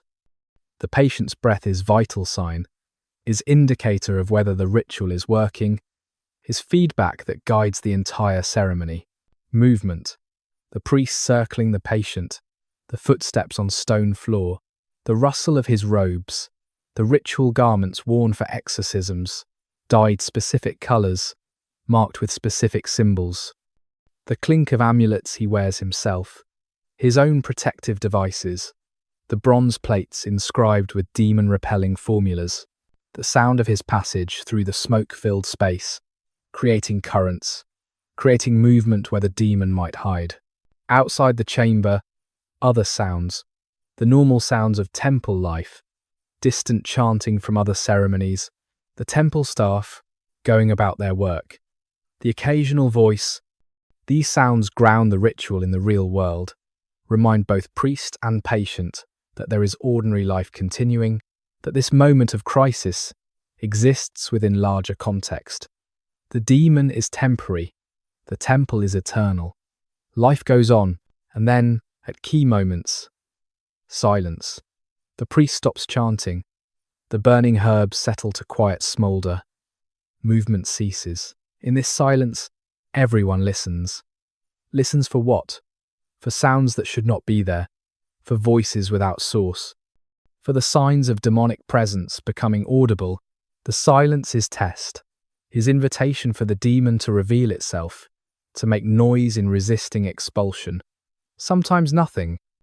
Sometimes, witnesses report, there are sounds, scraping, whispering, the patient gasping as though struggling with invisible force. Finally, the sounds of completion, the priest's voice rising to final commands, the ultimate words that seal the exorcism, the forceful exhalation of breath as he speaks these final formulas. The decisive splash as remaining holy water is poured out, washing away the last traces of demonic influence, the scrape of the bronze bowl being lifted, the burning herbs extinguished, the smoke beginning to clear, the chamber door opening, fresh air entering, the sudden clarity as smoke disperses, as visibility returns, as breathing becomes easier, the patient coughing perhaps, clearing lungs of smoke, the priest's hand on the patient's shoulder, steady, reassuring, the quiet statement that it is finished, that the demon has been driven out, that protection now holds. All of this happens in sound.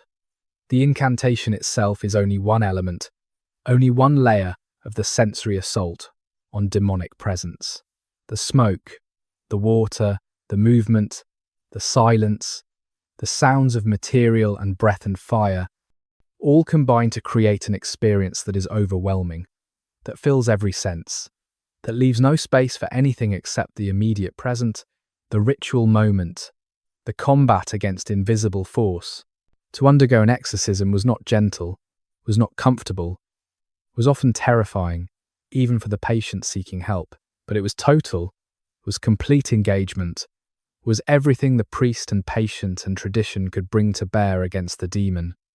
And in that totality, in that complete commitment of resources and attention and effort, success became possible.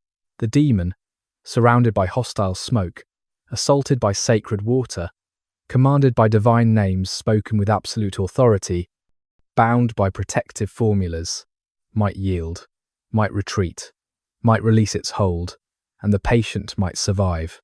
The sounds remain, recorded in descriptions, in texts that tell us what the rituals involved, in the archaeological remains of bronze bowls and water vessels, in the amulets inscribed with the words that were spoken, in the memory of a civilization that fought demons with breath and voice and smoke and fire, that believed words had power, that believed humans could stand against invisible forces, and sometimes, if they knew the right sounds to make, could win. The seeds scatter, empires fall, but ideas travel. The great cities of Mesopotamia, Babylon and Nineveh and Ur, eventually crumbled. Palaces burned. Temples collapsed. The last cuneiform scribes put down their styluses and were not replaced. The languages themselves faded, became silent, became forgotten. But the demons did not die with the civilization that named them. They simply changed their names, adapted to new languages, new cultures, new systems of belief. The process began long before the final collapse. Mesopotamia was never isolated, was always a crossroads where peoples met, traded, conquered, and were conquered, where ideas flowed, along with goods and armies. As early as 2000 BC, Mesopotamian merchant colonies existed in Anatolia, in what would become Turkey. These merchants brought more than tin and textiles. They brought their worldview, their protective practices, their demon lore.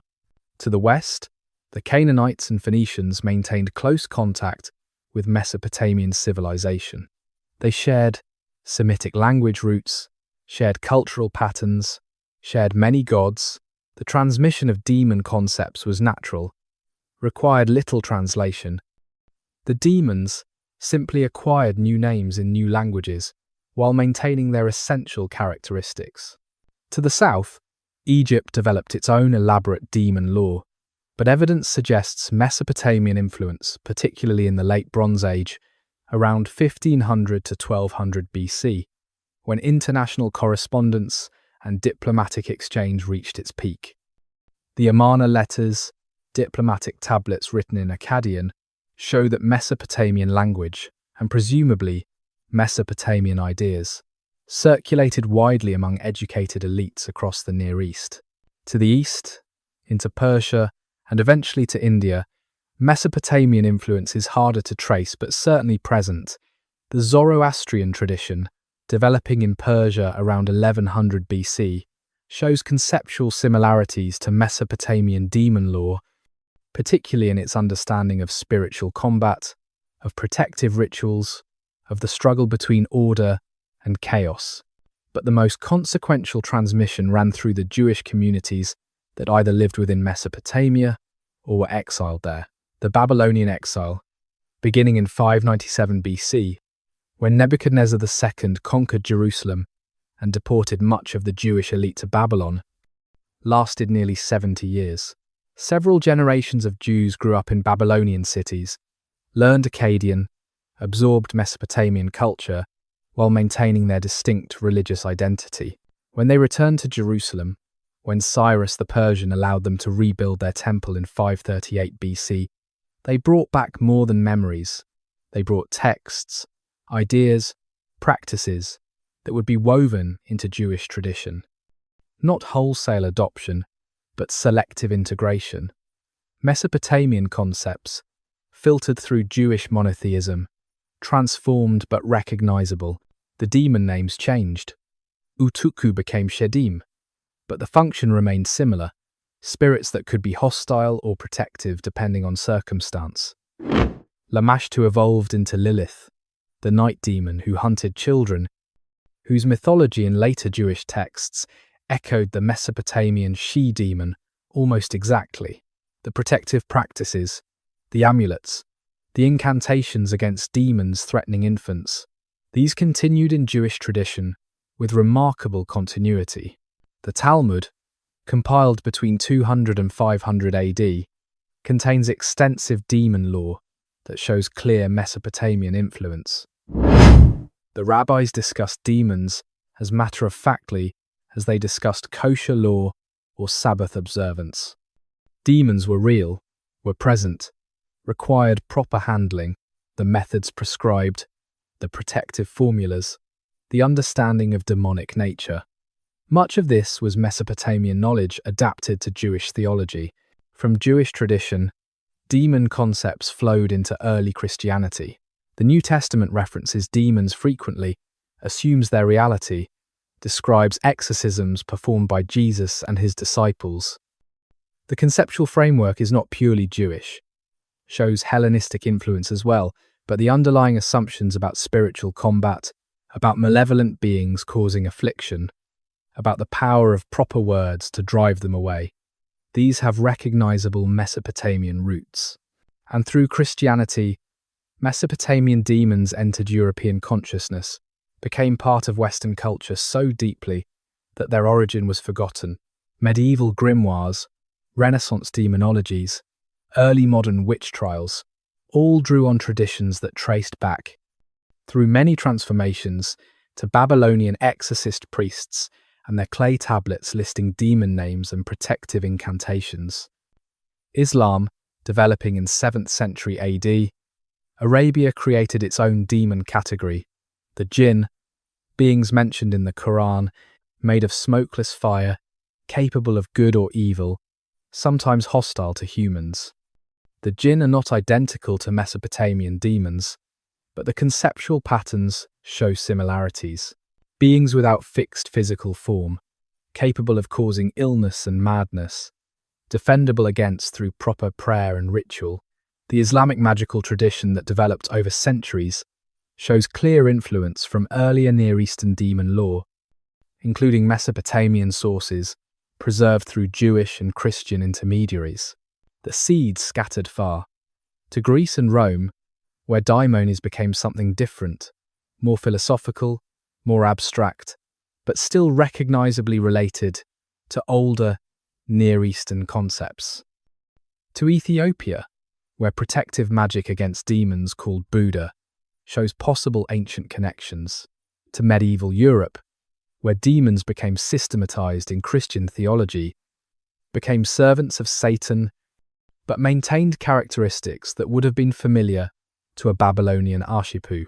The great irony is that Mesopotamian civilization disappeared so completely that when archaeologists rediscovered their cities in the 19th century AD, no one initially realized the historical connections, did not recognize that the demons carved on ancient amulets were ancestors of demons still feared in contemporary folklore. The transmission had been so thorough, so transformed through multiple cultural filters, that the source was invisible, but the demons endured, changed their names, changed their mythologies, adapted to new theologies and cosmologies, but the fundamental patterns persisted. Invisible beings that harm humans, specific symptoms pointing to specific entities, protective rituals using words of power, the combat between human knowledge and supernatural threat. These patterns, developed in ancient Mesopotamia, continue in various forms to the present day. The demons survived their civilization. They always do. In the Hebrew tongue, Lilith appears in the Bible only once, in Isaiah 34:14. In a passage describing the desolation of Edom, the King James translation renders it as screech owl, disguising the demon name, but the Hebrew is clear: Lilith, the night demon.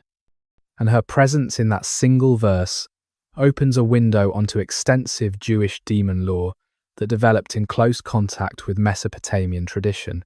The Jewish communities in Babylon, during and after the exile, lived among people who feared Lamashtu, who wore Pazuzu amulets, who hung protective plaques above their doors. The Jews observed these practices. Some adopted them directly. Others adapted them, transformed them to fit Jewish monotheism, but retained the essential protective functions. Lilith in Jewish tradition became complex, acquired mythologies unknown in earlier Mesopotamian texts. The alphabet of Ben Sira, a medieval text but preserving older traditions, identifies her as Adam's first wife, created equal to him from the same earth, who refused subordination and fled Eden to become a demon. This origin story is uniquely Jewish, but her nature, her behavior, her threats, these mirror Lamashtu precisely. She hunts newborns, causes miscarriage, attacks women in childbirth, strangles infants in their cribs. The Jewish protective measures against her replicate Mesopotamian practices with remarkable fidelity.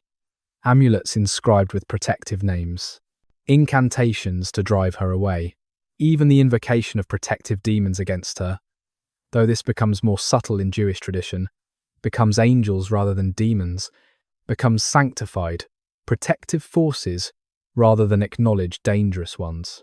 The magical bowls discovered in Mesopotamia, dating from the 3rd to 7th centuries AD, show this hybrid tradition perfectly. Clay bowls, inscribed in Aramaic, often in spiral patterns, containing incantations against Lilith and other demons. The bowls were buried upside down under house foundations, creating protective barriers. The technology is Mesopotamian, the language is Jewish. The synthesis is complete. Shedim, in Hebrew designated demons generally, spirits that could harm humans, that required defending against. The Book of Deuteronomy condemns sacrificing to Shedim, indicating they were understood as real beings, real recipients of offerings, not mere superstition. Later Jewish texts, particularly the Talmud, discuss Shedim extensively, describe their nature, their habitats, their dangers. According to Talmudic tradition, Shedim are created beings, made by God at twilight, on the 6th day of creation, between the human and the Sabbath. They have some angelic qualities, some human qualities. They can see, but are invisible. They eat and drink and reproduce. They know the future. They are numerous beyond counting. Every person is surrounded by thousands of them at all times. This description echoes Mesopotamian demon lore precisely. Invisible, but present, numerous, possessing knowledge and power beyond human capacity. The main difference is theological context. In Mesopotamian thought, demons emerged from primordial chaos. In Jewish thought, they are created beings, part of God's plan, but still dangerous, still requiring vigilance and protection. Jewish exorcism practices developed that show clear continuity with Mesopotamian methods. The use of divine names to command demons, the fumigation with specific incenses, the protective amulets, the detailed diagnostic procedures for determining which demon caused which affliction. A Jewish exorcist in 1st century AD Galilee would have employed techniques recognizable to a Babylonian arshipu from 1,000 years earlier, adapted to monotheism, but functionally similar. The mezuzah, the small case containing Torah verses affixed to Jewish doorposts, serves protective functions directly parallel to Mesopotamian threshold guardians.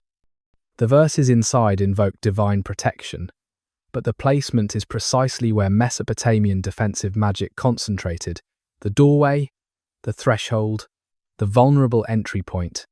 Different theology, identical strategic thinking, even the timing of demonic danger, maintained Mesopotamian patterns. The first days after birth are most critical. The twilight hours are most dangerous. The new moon increases vulnerability. Jewish protective practices intensified during these times. Just as Mesopotamian practices had, the transmission worked in both directions. Some Jewish protective names and formulas were adopted by non-Jewish Mesopotamians and Persians living in the same regions. The archaeological evidence shows cultural exchange, shows hybrid practices, shows communities learning from each other's demon lore, regardless of religious boundaries. Demons recognized no theological distinctions. Neither, pragmatically, did the people trying to survive them. By the medieval period, Jewish mysticism, particularly Kabbalah, had developed elaborate angelology and demonology that synthesized Mesopotamian, Persian, and uniquely Jewish elements into complex hierarchies. The Zohar, the central Kabbalistic text from 18th century Spain, describes demons in detail, provides their names and natures, and methods of protection. Much of this material traces ultimately to Mesopotamian sources, transmitted through centuries, transformed through interpretation, but maintaining recognizable patterns. The Jewish magical tradition, the practical Kabbalah, focused on protective magic and demon combat, continued into the modern era. As late as the 19th century, Jewish communities in Eastern Europe and the Middle East still commissioned amulets against Lilith, still performed rituals derived ultimately from Mesopotamian exorcisms, still maintained knowledge that originated in Babylon 3,000 years earlier. The demons spoke Hebrew now, but they remembered Akkadian. The words changed, but the threat remained. And so did the defenses, passed down through generations, across continents, through multiple cultural transformations, but never entirely lost. The Jewish people carried Mesopotamian demon lore into the modern world, preserved it when the original sources were buried under sand and forgotten. In protecting themselves, they preserved also the knowledge of those who had protected themselves millennia before. Westward to the sea, the Greeks encountered Mesopotamian culture through multiple channels, through trade routes connecting the Mediterranean to the Persian Gulf, through Persian conquest of Greek cities in Asia Minor, through Alexander the Great's invasion of Persia in 334 BC, and his subsequent rule over Mesopotamia until his death in Babylon in 323 BC. Each contact brought exchange of ideas, including ideas about demons and spiritual dangers. But the Greeks transformed what they received. Their philosophical tradition, their emphasis on rational inquiry, their different religious framework, all reshaped Mesopotamian demon concepts into something new while retaining certain underlying patterns. The Greek word daimon originally designated divine or supernatural beings, generally intermediaries between gods and humans, not necessarily hostile. Socrates famously claimed to have a daimon that guided him, a protective spirit that warned him away from harmful actions. This was not demon in the later Christian sense, not evil spirit, but something closer to the Mesopotamian concept of personal protective spirits. However, by the Hellenistic period, after 300 BC, daimon began acquiring more negative connotations, began designating beings that could cause harm, that required defending against.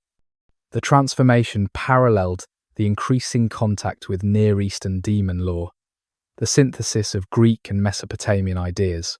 Greek magical papyri from Egypt, dating from the 2nd century BC to the 5th century AD, show this synthesis clearly. These texts contain spells and incantations that mix Greek, Egyptian, and Near Eastern elements freely. Demon names appear in multiple languages. Protective formulas invoke Greek gods, Egyptian deities, and Hebrew divine names in the same breath. The practitioners drew on every tradition available, seeking maximum effectiveness regardless of cultural origin. One papyrus provides a spell against fevers that invokes Mesopotamian demon concepts directly, calls upon powers recognizable from Babylonian texts, but frames them in Greek language and ritual structure. The cultural boundaries were porous. Knowledge traveled. Demons recognized by Mesopotamians were honored or feared by Greeks living in Alexandria. The Testament of Solomon, a Greek text probably composed between 1st and 3rd centuries AD, presents itself as Solomon's account of commanding demons to build the Jerusalem temple. The text lists numerous demons, describes their nature and the methods for controlling them. Some demons are clearly Greek, others are Egyptian. Many are recognizable as Mesopotamian demons, adapted to Greek context. Lilith appears, the wind demons appear, the disease demons appear, all given Greek names, all integrated into a Jewish-Greek magical framework, but maintaining their essential characteristics. When the Romans absorbed Greek culture, they absorbed also Greek demonology. The Latin word demon carried similar meanings to Greek daimon, could designate protective or hostile supernatural beings. Roman magical practices, particularly in the eastern provinces, showed strong continuity with Hellenistic traditions, which in turn showed Mesopotamian influence. Roman amulets against the evil eye, against malevolent spirits, against disease and disaster, employed techniques parallel to Mesopotamian protective magic. Different iconography, different divine names invoked, but similar strategic thinking. The threat was spiritual. The defense required ritual knowledge. Proper words had power. Christian demonology developed within this Greco-Roman context, while drawing also on Jewish traditions that themselves reflected Mesopotamian origins. The early Christian understanding of demons as fallen angels was distinctly Christian theology. But the behavioral patterns of demons, the symptoms of demonic possession, the methods of exorcism, these showed continuity with older Near Eastern traditions. When Jesus performs exorcisms in the Gospels, the demons recognize him, speak through their victims' mouths, negotiate for alternative hosts. This possession model appears in Mesopotamian texts. The exorcism formula Jesus uses, commanding demons by divine authority, employs methods structurally similar to Mesopotamian incantations. The theological framework is different, but the practical approach is recognizable. By late antiquity, Christian, Jewish, and pagan magical traditions coexisted and influenced each other despite theological conflicts. A Christian in 4th century AD, Antioch might wear an amulet that combined Christian symbolism, Jewish divine names, and Greco-Roman protective formulas. The demons didn't care about theological correctness. Neither, pragmatically, did people trying to protect their families. Medieval Christian demonology became systematized, became elaborate hierarchies of demons organized under Satan, became integrated into scholastic theology. But underneath the Christian superstructure, older patterns persisted. The diagnosis of demonic influence based on symptoms, the importance of knowing demon names, the power of ritual formulas to bind and banish, the protective function of certain objects and substances. These ideas, refined and transformed by over 2,000 years of transmission, but still recognizably related to practices developed in ancient Mesopotamia. The demons traveled west, changed languages, changed mythologies, changed theological contexts, from Akkadian to Aramaic to Greek to Latin to medieval vernaculars, from Babylonian religion to Judaism to Christianity to Islam. But they survived. The invisible threats that ancient Mesopotamians named and fought became the demons that medieval Europeans feared and defended against. The connections were forgotten, were buried under layers of cultural change. But the demons remembered. They always do. You trace ancient letters. You sit in a library, a university research library, on a winter afternoon in the present day. Before you, on the desk lies a book, a scholarly edition of Mesopotamian incantation texts. The pages are covered with cuneiform signs, the wedge-shaped marks pressed into clay 3,000 years ago, now reproduced in clean black print on white paper. You cannot read cuneiform. Not really. You know, some signs have studied enough to recognize patterns, to identify demon names when they appear. But full reading, full comprehension, this remains beyond you. Still, you trace the signs with your finger, feel the slight texture of the printed ink. Imagine the ancient scribe pressing his reed stylus into wet clay, forming these same shapes, recording these same words. This is an incantation against Lamashtu. You recognize her name, the distinctive combination of signs. The text describes her nature, her appearance, her danger to newborns. Then comes the protective formula, the words meant to drive her away. Divine names appear. A. Marduk. The signs are clear, are preserved perfectly in the modern edition. But you will never hear these words spoken as they were meant to be spoken. The Sumerian language is dead, has been dead for 3,000 years.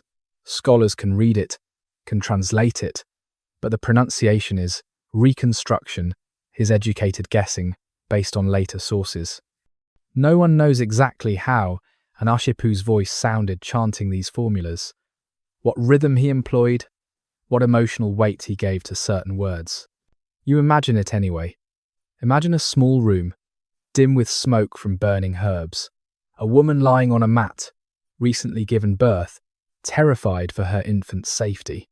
The priest chanting, his voice filling the space, shaping the ancient words with practiced precision. The mother clutching an amulet, praying to gods whose names are in this text before you. Gods no one worships anymore. Gods whose temples are archaeological sites marked by rubble and reconstructed walls. The book provides translation in English. You read, Lamashtu, daughter of An, who kills the infant in its cradle, who causes mothers to weep. I command you by Ea, who binds you, by Marduk, who conquers you. Return to the mountain, descend to the underworld, leave this house unharmed. The words are aggressive, are desperate, are the voice of human defiance against overwhelming threat. The translation cannot capture everything, cannot convey the layers of meaning in the original, the wordplay, the sound patterns that made the incantation work in Sumerian, but it captures enough. You feel the fear, you feel the determination, you feel the weight of 3,000 years of parents protecting children, of knowledge transmitted across impossible spans of time. Other books surround you, archaeological reports from Nineveh, from Babylon, from Ur, photographs of amulets excavated from ancient houses, showing Pazuzu's terrible face, showing demon-binding scenes, showing the material culture of protection against invisible forces. Museum catalogues, listing hundreds of such objects, each one representing a family's fear, a family's hope, a family's survival or failure. You turn pages, find another text, this one describing symptoms of fever, providing demon diagnosis, prescribing treatment. The symptoms are listed clinically, are observed with care: high fever, delirium, convulsions. The diagnosis: asaku. The treatment: specific incantations, fumigation with juniper, application of sacred water, placement of protective amulet. Modern medicine recognizes these symptoms as various infections, as conditions treatable with antibiotics, as problems with purely physical causes and solutions. But you see how the ancient system worked within its own framework, how it provided explanations and actions when no other explanations or actions existed, how it gave meaning to suffering and tools for fighting back. You wonder if it worked. Did the incantations actually drive away demons? Or did they provide psychological comfort that helped patients heal? Or did survival simply depend on whether the infection was viral versus bacterial, whether the patient's immune system could manage the load, whether luck held? Perhaps all of these. Perhaps the question is wrong, perhaps asking whether demons were real misses the point that the fear was real, the illness was real, the need for response was real. Around you, other students work, laptops open, typing papers, researching modern topics, none of them looking at 3,000-year-old demon texts. You are alone in this particular obsession, this fascination with how humans once understood the invisible threats that surrounded them. You close the book carefully. It is a library book, must be returned. But you have photocopied pages, have created digital scans of the texts you need, the knowledge preserved, the demons still documented, still named, still subject to human study, even though no one fears them anymore, even though the names have lost their power. Or have they? You think about modern fears, modern invisible threats, viruses we cannot see, radiation we cannot detect, the slow poison of environmental toxins. We have different names now, different explanations, different protective measures. But the fundamental human situation remains. We are vulnerable to forces beyond our direct perception, forces that can harm or kill, forces we must learn to defend against using whatever knowledge our civilization provides. The Mesopotamians fought demons with incantations. We fight viruses with vaccines. Different technologies, different frameworks, but the same human need driving both. The need to survive, the need to protect those we love. The need to impose order on chaos, knowledge on ignorance, life on the forces of death. You gather your notes, your photocopies, your laptop, leave the library as evening approaches. The ancient demons stay in their books, in their clay tablets, in museum displays, but their presence lingers. You carry them with you, these names from the dawn of writing, these fears that motivated so much human effort, these protective formulas that someone once believed would save their child's life. And walking home in the dusk, you think about twilight, about thresholds, about the spaces between day and night, where the Mesopotamians believed demons walked most freely. You smile at the thought, but you also walk a little faster. And when you reach your door, you pause for just a moment, acknowledging the threshold before you step inside. What the tablets told. The rediscovery of Mesopotamian civilization began with ruin mounds, tells, they were called in Arabic, hills that rose from the flat plain of Iraq, hills that were not natural, were collapsed buildings and accumulated debris from millennia of human occupation. Some tells were enormous, covering hundreds of acres, rising 100 feet or more above the surrounding land. European travellers in the 17th and 18th centuries noted these tells, speculated about what they might contain. Some correctly identified them as ancient city sites. Others thought they were natural formations. None could read the inscriptions occasionally found, the strange, wedge-shaped marks in clay and stone that had been meaningless since the last cuneiform scribe died, around 75 AD. The serious archaeology began in the 1840s. French and British excavators, sometimes cooperating, more often competing, began digging into the tells. Austin Henry Layard excavated Nimrud and Nineveh, starting in 1845, uncovering Assyrian palaces, massive stone guardian figures, vast libraries of clay tablets. Paul Emil Botta worked at Khorsabad, finding another Assyrian royal city. The archaeological race was on. The tablets were the treasure. Thousands of them, tens of thousands, eventually hundreds of thousands of cuneiform tablets emerged from the ruins. Some were administrative records, grain receipts, and tax documents. Others were legal texts, contracts and court decisions.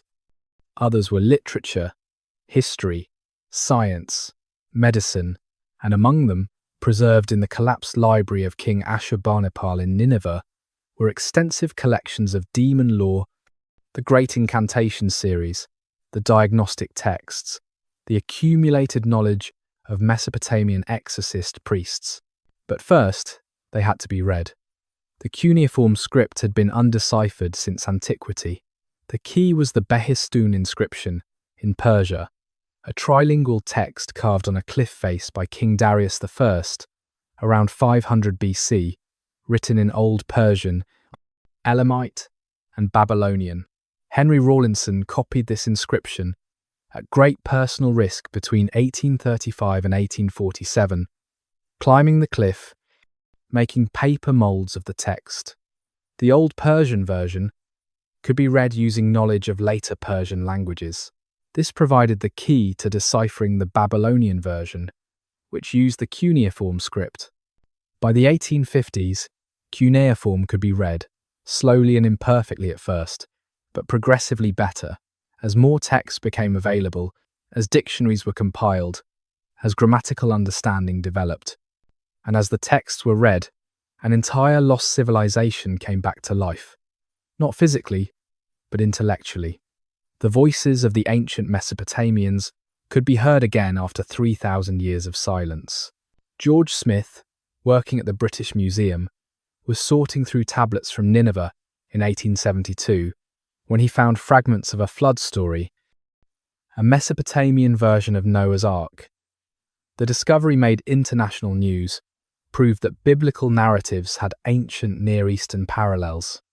Smith returned to Nineveh to search for missing pieces of the story, found some, but died of disease in Syria on the return journey in 1876. He was 36 years old. Other scholars continued the work. The great Assyriologist R. Campbell Thompson compiled and translated many of the demon texts in the early 20th century. His work revealed the sophistication of Mesopotamian demon lore.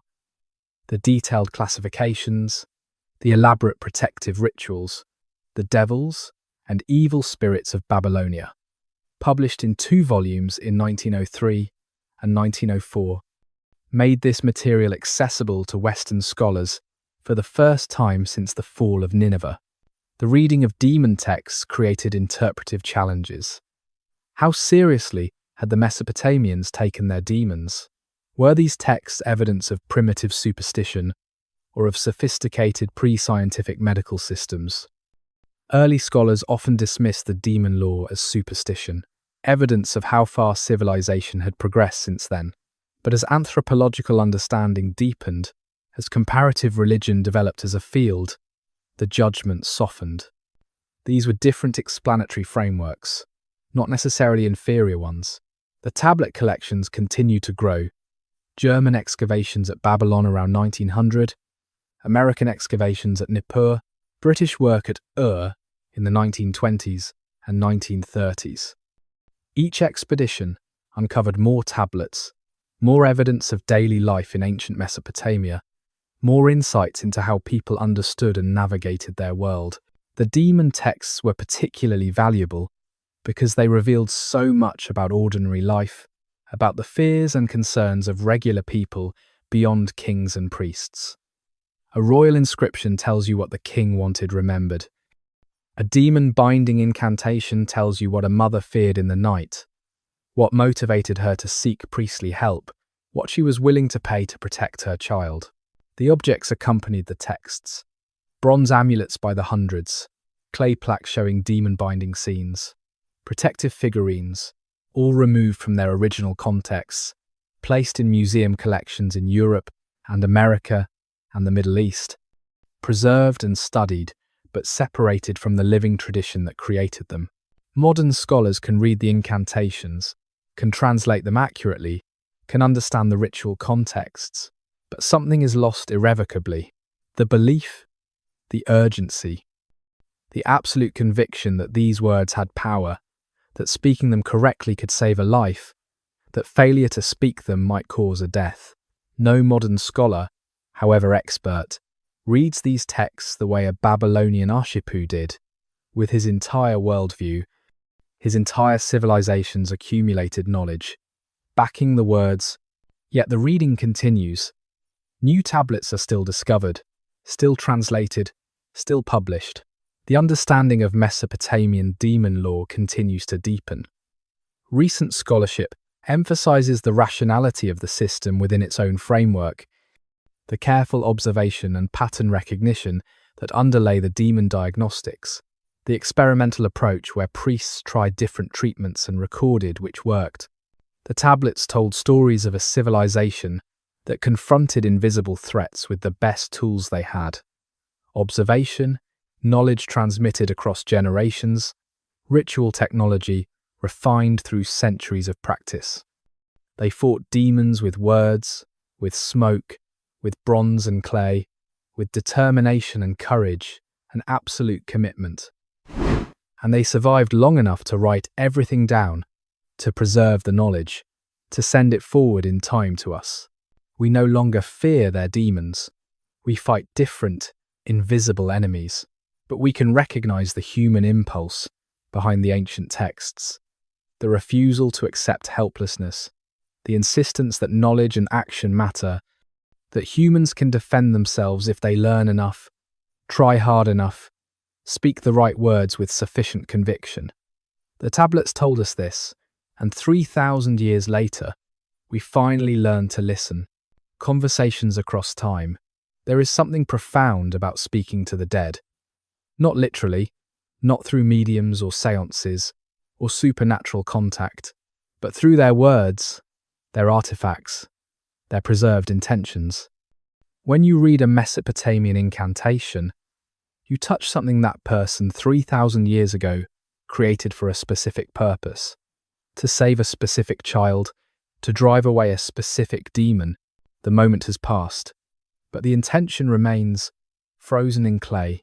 They wanted the same things we want: safety for their children, relief from pain, understanding of forces that threatened them, meaning in the face of chaos, methods of fighting back. They developed technologies appropriate to their time and knowledge, created systems that address their needs within their framework of reality. We judge them sometimes, call their beliefs superstitious, their methods ineffective, their understanding primitive. But they would judge us too, would call our neglect of spiritual forces dangerous, our failure to acknowledge demons foolish, our arrogance in thinking we understand everything when so much remains invisible, unknown, potentially hostile. Who is right? The question may be meaningless. They lived in their world, we live in ours. The worlds overlap, are made of the same physical materials, the same human bodies vulnerable to the same biological threats. But the worlds are also different, are shaped by different knowledge, different technologies, different assumptions about what exists and what does not.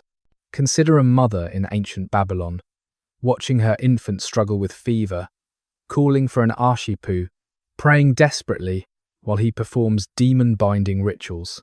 Consider a mother in a modern hospital, watching her infant struggle with infection, calling for doctors, praying desperately while they administer antibiotics.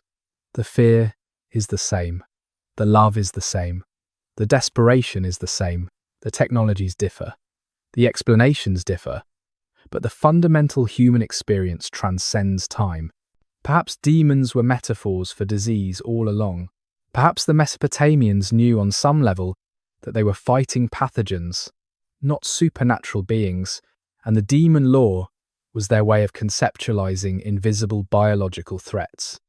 Perhaps, but this seems too simple, too dismissive of how seriously they took their cosmology, how literally they understood demon presence. Or perhaps our viruses and bacteria are metaphors in their own way. We cannot see them without technological assistance, cannot perceive them directly, know them only through their effects and through instruments that reveal them. We trust that our microscopes show us reality, that our scientific models are true, but we trust based on results, based on what works. The Mesopotamians trusted their demon models for the same reason. Sometimes the rituals worked, the child survived, the fever broke. The demon departed or was prevented from approaching. In the space between their understanding and ours, in the gap between demon and virus, perhaps something true about human existence resides. We are always fighting invisible threats. We always need explanations for suffering. We always seek methods of protection. The forms change. The names change. The technologies change. But the need remains constant. 3,000 years is nothing. Is the blink of an eye in evolutionary terms. The humans who built Babylon were identical to us biologically, had the same brains, the same emotional ranges, the same capacity for fear and love and determination. They were not less intelligent, not less observant, not less capable.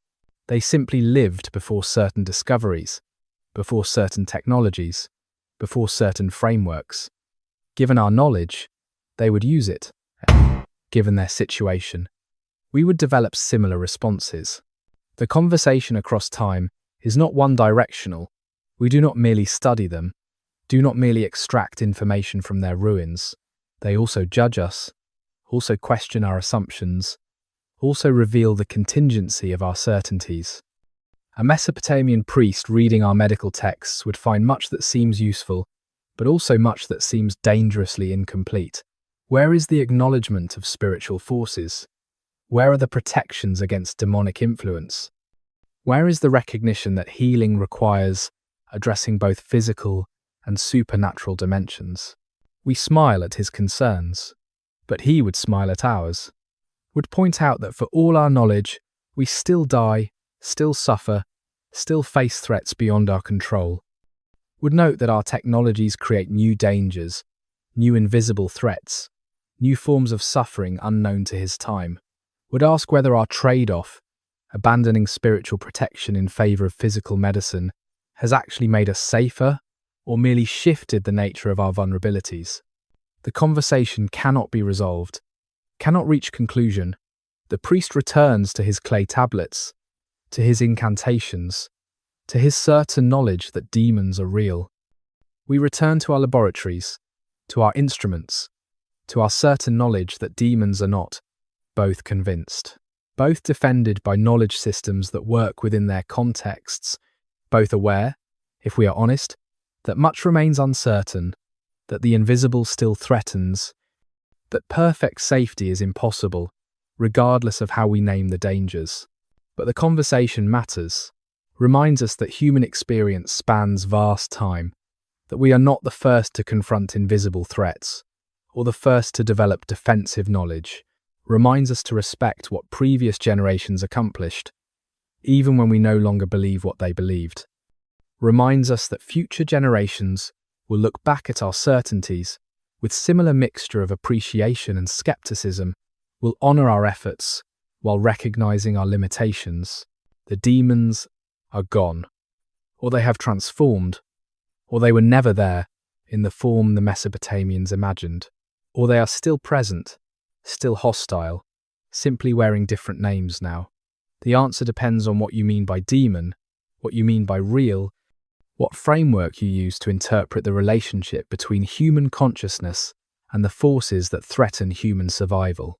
But the conversation continues.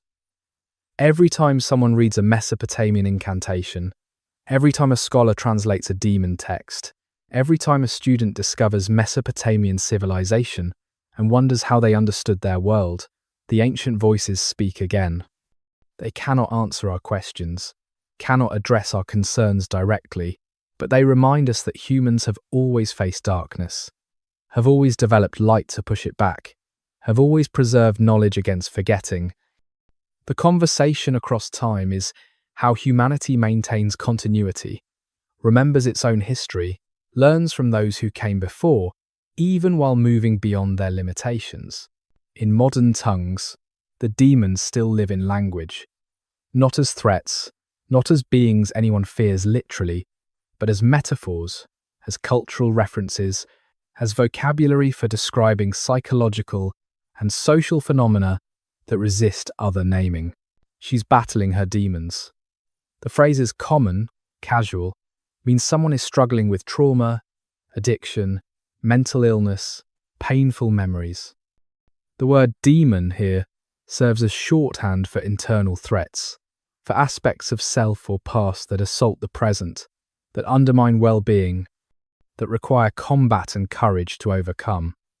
The usage acknowledges that these threats, though internal and psychological, feel external, feel like hostile forces attacking from outside normal consciousness. The metaphor works because it captures something true about human experience of psychological suffering. It feels like possession, like something foreign invading self, something that must be cast out or driven away or confined if healing is to occur. Modern therapy sometimes resembles ancient exorcism, naming the demon, understanding its nature, learning its patterns, developing methods to neutralize its power. Different frameworks, but similar recognition that some sufferings require treating as if they were external enemies rather than merely internal dysfunctions. Demon alcohol, drug demons. The phrase locates agency in the substance, makes it hostile force, makes addiction, spiritual combat, rather than merely chemical dependency. This might seem like evasion of responsibility, like blaming external entity for internal weakness. But it also acknowledges the genuine experience of addiction, the way substances can feel like malevolent beings, the way craving can feel like demonic attack, the way recovery requires treating the substance as enemy that must be resisted, expelled, guarded against. Horror, fiction, and cinema keep demons alive in popular imagination. The possession narrative, where demon invades human body, speaks through victim's mouth, requires exorcism by priest or religious authority. The Exorcist, published 1971, filmed 1973, codified modern demon possession imagery for Western audiences. The imagery draws directly on Christian exorcism tradition, which itself draws on older, Near Eastern patterns. The possessed person exhibits symptoms Mesopotamian priests would recognize: personality change, speaking unknown languages, superhuman strength, violent antipathy to sacred objects. The possession film subgenre reveals continuing fascination with the boundary between self and other, with the possibility that consciousness could be invaded, could be taken over by hostile intelligence. This fear is ancient, is Mesopotamian, is fundamental to how humans experience mental states that feel alien, that seem to come from outside, rather than arising from within. Video games, role-playing games, fantasy fiction, all employ demons as antagonists. Often these are simplified, are generic evil beings to be defeated in combat. But the better examples maintain complexity, treat demons as beings with their own natures and motivations, as forces that can sometimes be negotiated with, bargained with, turned to protective purposes. This echoes Mesopotamian understanding more closely, acknowledges that power itself is neutral, that even dangerous beings might serve useful functions depending on context. The taxonomy continues. Different demon types in gaming and fiction, each with specific characteristics, specific vulnerabilities, specific methods required for defeating or binding them. Designers and authors reinvent demon classification, create elaborate hierarchies, describe demon societies and politics. The creativity is modern, but the impulse to categorize invisible threats, to name and distinguish them, to create systematic knowledge of their natures, this impulse is as old as Mesopotamia. Personal demons appears in psychology and self-help literature, designating persistent negative thought patterns, self-destructive behaviors, internalized criticisms from childhood trauma. The therapeutic approach treats these as entities that can be addressed, confronted, sometimes expelled, or transformed. Cognitive behavioral therapy, in particular, involves identifying negative thought patterns and treating them almost as if they were external attackers that must be recognized and defended against. The language matters. Calling psychological struggles demons is not merely poetic. It shapes how people understand their experiences, how they approach healing. If depression is merely chemical imbalance, the solution is pharmaceutical. But if depression is demon, the solution requires also spiritual or psychological combat, requires naming the demon, understanding its patterns, developing protective practices. Both models can be true simultaneously, can address different aspects of the same suffering. And in metaphor, in language, in cultural reference, the Mesopotamian demons achieve a kind of immortality. Lilith appears in modern occult literature, in feminist reinterpretations that reclaim her as symbol of female power rather than threat. Pazuzu appears in horror films, often misunderstood, reduced to generic demon, but maintaining his Mesopotamian name, his connection to ancient origins. Even people who know nothing of Mesopotamian history recognize these names, encounter them in modern contexts, absorb through cultural osmosis the idea that demons have names, have histories, have natures that can be studied. The transmission continues. A teenager playing a video game encounters demon names drawn from Mesopotamian sources, filtered through multiple cultural transformations, but maintaining distant connection to ancient originals. They learn, perhaps without realizing, that humans have always categorized threats, have always believed knowledge of enemy names, provided power, have always developed elaborate systems for defending against hostile forces. We no longer believe literally in demons, or most of us do not. Though surveys suggest significant minorities, in many cultures maintain belief in demonic possession, in supernatural evil, in invisible hostile entities. But even those who dismiss literal demons still use demon language, still employ demon metaphors, still find that something about the concept captures aspects of human experience that purely materialist vocabulary misses. The demons live in our language, and as long as they do, as long as we speak of battling demons, of possessing demons, of exorcising demons. The ancient Mesopotamians, who first named these beings, maintain a kind of victory. They created concepts so useful, so resonant with human experience, that the concepts outlived their civilization by 3 millennia and continue in cultures that have no direct connection to ancient Babylon.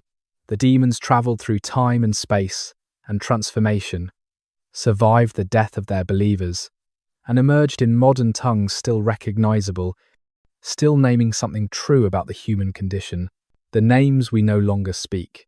In museum storage, a clay tablet rests on a shelf, catalogue number carefully labelled, conservation conditions precisely maintained.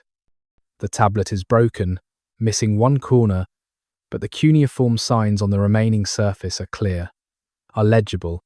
The text is an incantation against Lamashtu, a mother's prayer, a priest's formula, words of power from 3,000 years ago. No one speaks them aloud anymore. Scholars read them, translate them, publish them in academic editions, but the words as words, as sounds shaped by mouth and throat, as vibrations carrying intention and power, these remain silent. The last person who spoke these words as living prayer died millennia ago. The last person who believed these words could save a child is dust. The silence is not merely absence of sound, it is absence of belief, absence of living tradition, absence of the entire worldview that made these words meaningful.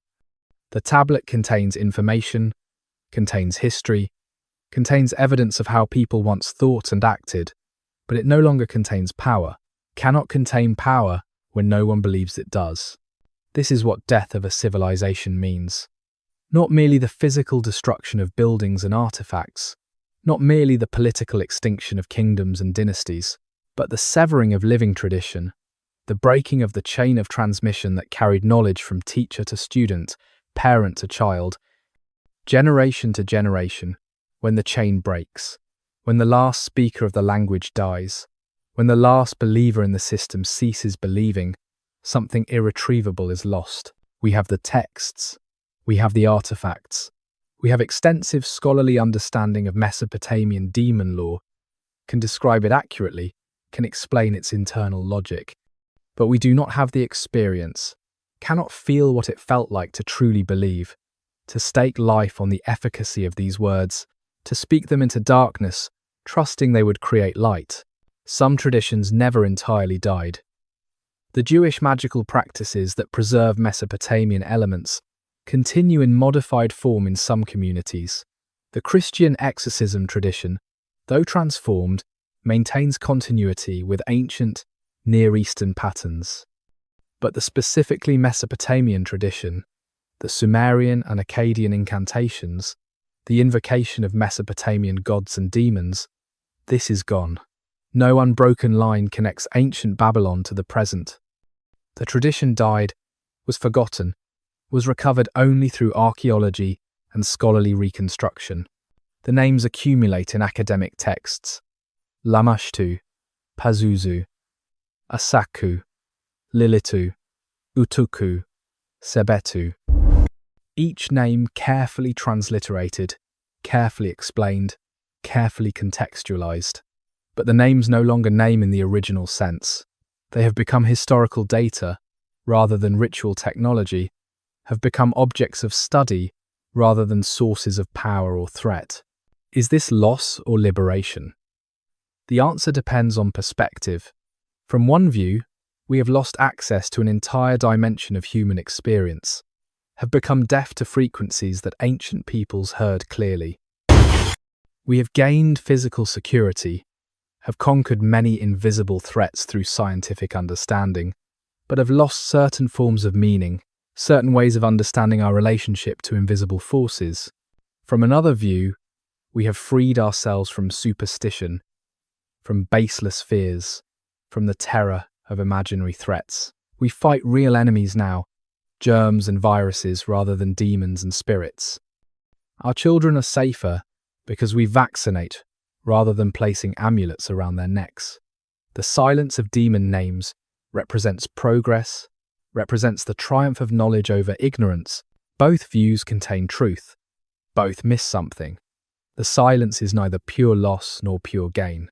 It is transformation, is the necessary price of living in different time with different knowledge.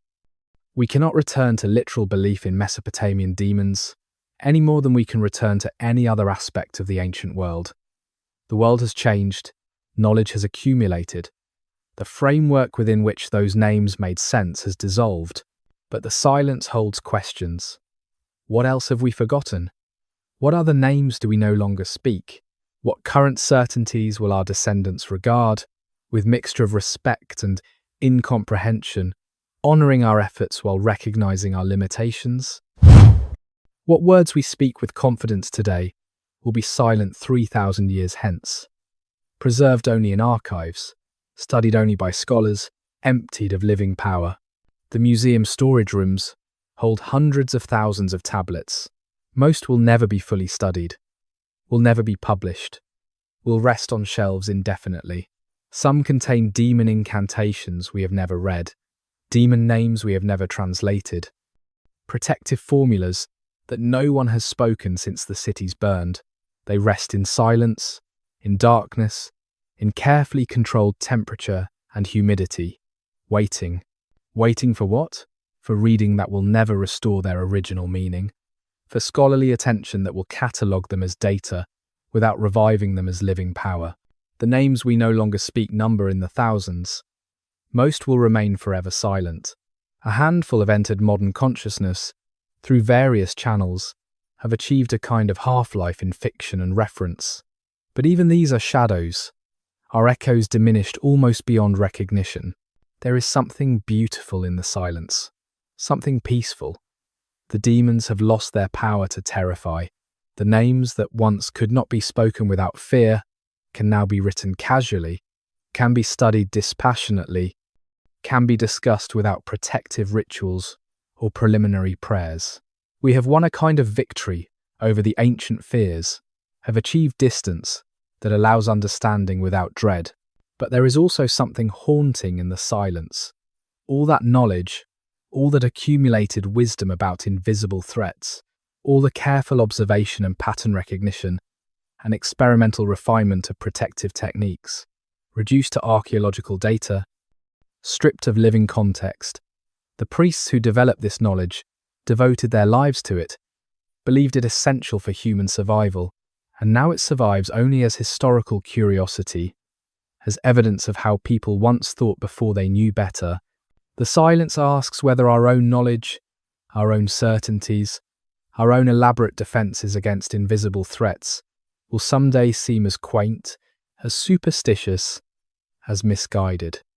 Whether future peoples will study our medical texts and our psychological theories and our scientific models with the same mixture of respect and condescension we bring to peace. Ancient demon lore. Whether the names we speak with confidence today will someday rest in silence, in museum storage, in digital archives, emptied of meaning, preserved only as evidence of what people once believed before they knew differently. The names we no longer speak haunt the silence. They remind us that all knowledge is temporary, all certainty provisional, all human efforts eventually forgotten, but they also remind us that the effort matters, that the knowledge served its purpose in its time, that the priests who spoke these names and the mothers who believed them were not fools but humans, doing their best with available tools to protect what they loved, and that someday our own efforts will rest in similar silence, will be studied by descendants who honour our attempts while recognising our errors, who preserve our names while no longer speaking them with belief. What remains unspoken? We have renamed the demons, given them clinical vocabulary, diagnostic codes, pharmaceutical interventions. The child who once suffered from a saku touch now has viral encephalitis, receives antiviral medication, has brain scans showing inflammation. The diagnosis is more accurate, the treatment more effective. But something remains unspoken in the clinical language, something the demon names once captured. The mother's fear is the same.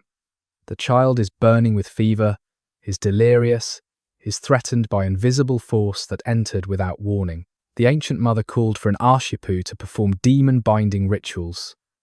The modern mother calls for a doctor to administer medical interventions.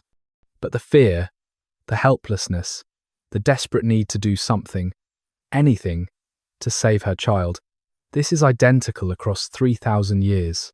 The clinical language speaks of pathogens and immune responses, of viral loads and inflammation markers.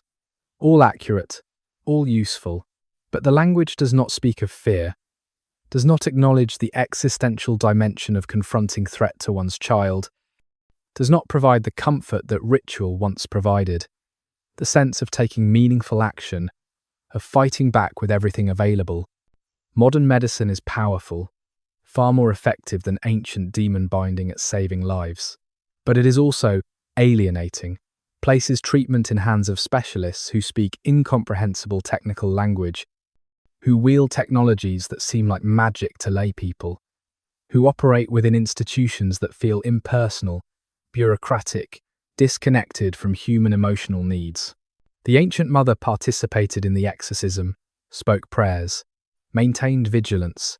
The modern mother waits, helpless, while specialists work, while machines measure, while pharmaceuticals circulate in her child's bloodstream, doing things she cannot observe or understand.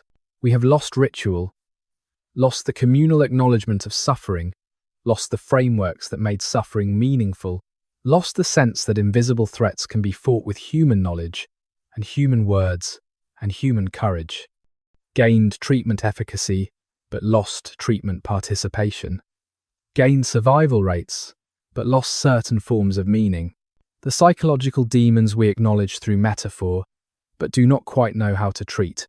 Depression, anxiety, trauma, addiction. We have therapies, have medications, have treatment protocols, but we also have epidemic rates of psychological suffering, have mass medication of populations, have waiting lists months long for therapy. Something in modern life generates psychological suffering at scales that overwhelm treatment capacity. Perhaps the ancients would say we have neglected spiritual protection, have failed to maintain proper boundaries, have allowed demons to proliferate unchecked. We would say they are anthropomorphizing impersonal processes that are seeing intention where only mechanism exists. Both perspectives contain partial truth. Both leave something unspoken. The unspoken is the gap between explanation and experience, between what we can measure and what we feel, between the model of reality we construct intellectually and the reality we inhabit emotionally. Science explains depression as neurotransmitter imbalance, as genetic vulnerability, as maladaptive thought patterns. All true, but the experience of depression is demon attack, is hostile force that invades and corrupts and destroys from within, is something that must be fought, resisted, eventually expelled or bound if recovery is to occur. The clinical language speaks of symptoms and syndromes. The lived experience speaks of demons, and we have lost the cultural vocabulary that once bridged the gap, that acknowledged both material and spiritual dimensions, that provided frameworks for addressing both mechanism and meaning simultaneously. Modern life generates new invisible threats the ancients never faced. Electromagnetic radiation, air pollution, microplastics, algorithmic manipulation, information overload, social isolation despite technological connection. We develop protections, air filters, shielding, regulation, digital detox practices. But we lack the ritual dimension, lack the sense of actively maintaining spiritual hygiene in addition to physical protection. The unspoken is the suspicion that something essential has been lost, that for all our power over physical nature, we have lost power over spiritual nature, have lost access to dimensions of reality that the ancients navigated skillfully. The suspicion is probably wrong. Spiritual nature is probably just psychology, just neuroscience, just social dynamics, probably, but the suspicion persists because the modern frameworks, for all their explanatory power, leave certain experiences unaccounted for, certain forms of suffering unaddressed, certain human needs unmet. What remains unspoken is the acknowledgement that we still live in a world full of invisible threats, that we still require protection, that we still seek meaning in our struggles against forces we cannot fully see or understand. The threats have changed, the explanations have changed, but the fundamental human situation has not. We are still vulnerable, still mortal, still subject to invasion by hostile forces, whether we call them demons or viruses, or mental illnesses or toxic social environments, and we are still brave, still resourceful, still capable of developing knowledge and tools and protective practices that improve our survival odds. The Mesopotamians fought demons with incantations and amulets. We fight pathogens with vaccines and antibiotics. Different technologies, but the same courage, the same determination, the same human refusal to accept helplessness in the face of threat. What remains unspoken is also what remains continuous. The love that motivates protection of children, the fear that drives development of defensive knowledge, the creativity that generates new solutions to new problems, the resilience that allows humans to survive despite vulnerability. These remain constant, remain unspoken not because they are ignored, but because they are so fundamental, so obvious, that explicit statement seems unnecessary. But perhaps explicit statement is necessary. Perhaps we need to speak what has remained unspoken, to acknowledge that our modern demon combat continues ancient traditions, that we are not so different from the Mesopotamians, that we honour them best by recognising our continuity with them. They fought invisible enemies with the tools they had. We do the same. They sometimes succeeded. We sometimes succeed. They sometimes failed. We sometimes fail. The struggle continues. The demons change their names but not their nature. And humanity persists, generation after generation, fighting, protecting, surviving, shadows that remain. And so we come to the end of our journey through the demon-haunted world of ancient Mesopotamia, through 3,000 years of human struggle against invisible forces, through the transformation of demons, from living threats to historical curiosities, to metaphors that still shape how we understand psychological suffering and invisible danger. We began with paradox, with beings that never breathed yet suffocated kings, that cast no shadows yet darkened cities, that had no flesh yet killed numberless thousands. We have learned their names, their natures, their territories and temperaments. We have seen how the Mesopotamians built their civilization in full awareness of invisible threats, developed elaborate knowledge systems for identifying and combating demons, created technologies of protection that allowed survival despite constant danger. We have encountered the great demon classes, the Sebetu, who were 7 yet legion, warriors of catastrophe, who reminded humanity of its fragility, Lamashtu, the she-demon, whose hunger for children inspired the most desperate defensive measures, Pazuzu, the paradox demon, himself dangerous, yet defender against even greater dangers, the Utukku, the Lilitu, the Alu, the countless unnamed spirits that filled every shadow, every threshold, every dangerous moment of day and night. We have witnessed the human response, the careful architecture designed to minimize vulnerability, the amulets worn by every child, pressed against vulnerable skin, inscribed with protective names and images, the incantations preserved in thousands of clay tablets, words of power refined across centuries, the exorcist priests who devoted their lives to demon combat, who trained for years, who stood between the afflicted and the forces threatening them. We have traced the transmission of demon lore through time and space, watched Mesopotamian demons transform into Jewish shadim, into Greek daimones, into Christian devils, into modern metaphors for psychological struggle. The names changed, the languages changed, the theological frameworks changed, but the fundamental patterns persisted, proved so useful, so resonant with human experience, that they survived the death of their originating civilization. We have stood in modern libraries, tracing ancient cuneiform signs, touching across 3,000 years the hands that pressed these symbols into clay. We have imagined the priests who wrote these texts, the mothers who prayed these prayers, the children who wore these amulets. We have recognized, in their fears and their courage, our own fears and courage, have seen that humans have always confronted invisible threats, have always developed knowledge and ritual and technology to fight back. And we have arrived at this moment, in this quiet space, where the demons have become history, where the names no longer frighten, where the invisible threats have been renamed and partially understood and sometimes conquered through scientific knowledge. We live in a world the Mesopotamians would have found miraculous. We save children they could not save. We cure diseases they could only name and fear. We have achieved victories they dreamed of. But we also live in a world they might have found spiritually impoverished, might have seen as dangerously lacking in protection, as having traded spiritual wisdom for material power, and not obviously gained more than was lost.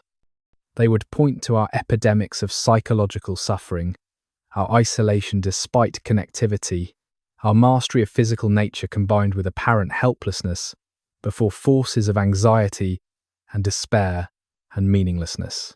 The truth, as always, lies somewhere between. We have gained much, we have lost something, the demons of Mesopotamia are gone, but demons of some kind remain, wearing different names, requiring different defenses, still invisible, still threatening, still demanding human courage and knowledge and determination to survive. What shadows remain?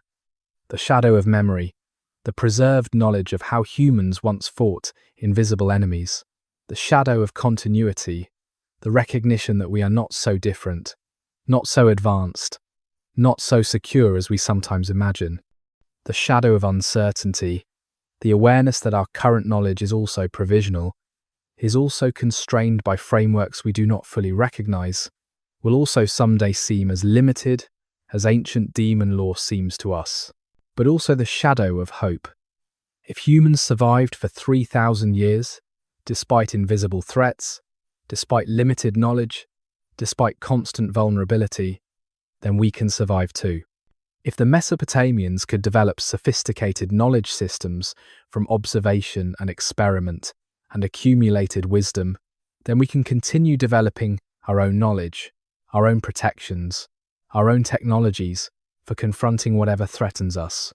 The demons remind us that life is always precarious, that safety is always provisional, that invisible forces always surround us, requiring vigilance and protection.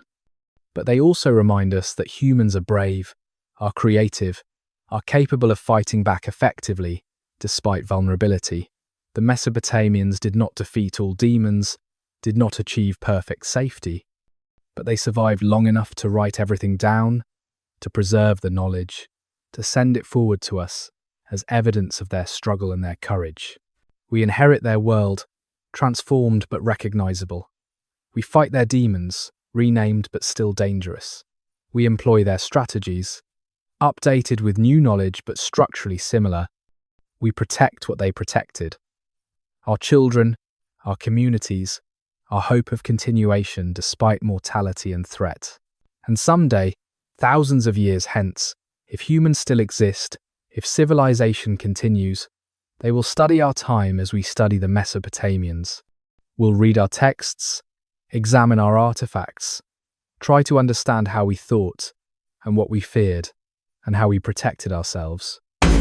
We'll honor our efforts while recognizing our limitations.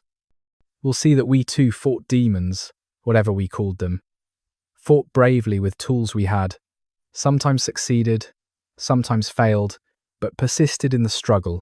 The shadows that remain are not merely remnants of past darkness. They are also the necessary darkness that gives light meaning, the awareness of threat that makes safety valuable, the memory of vulnerability that makes survival worth celebrating.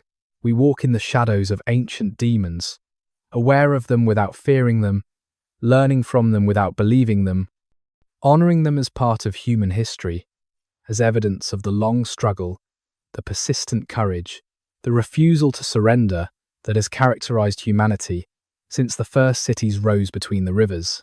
The demons are gone. The demons remain. The demons were never there. The demons are everywhere. All of these statements are true, depending on what you mean by demon, by real, by presence, by threat. What is certainly true is that humans have always faced invisible dangers, have always developed knowledge to combat them, have always preserved that knowledge for future generations. We are those future generations. We receive the knowledge. We honor it by continuing the struggle, by developing our own knowledge, by protecting what we love with everything we have. I'm grateful you've accompanied me through these historical landscapes tonight. Sleep peacefully, wandering through history's quiet gardens.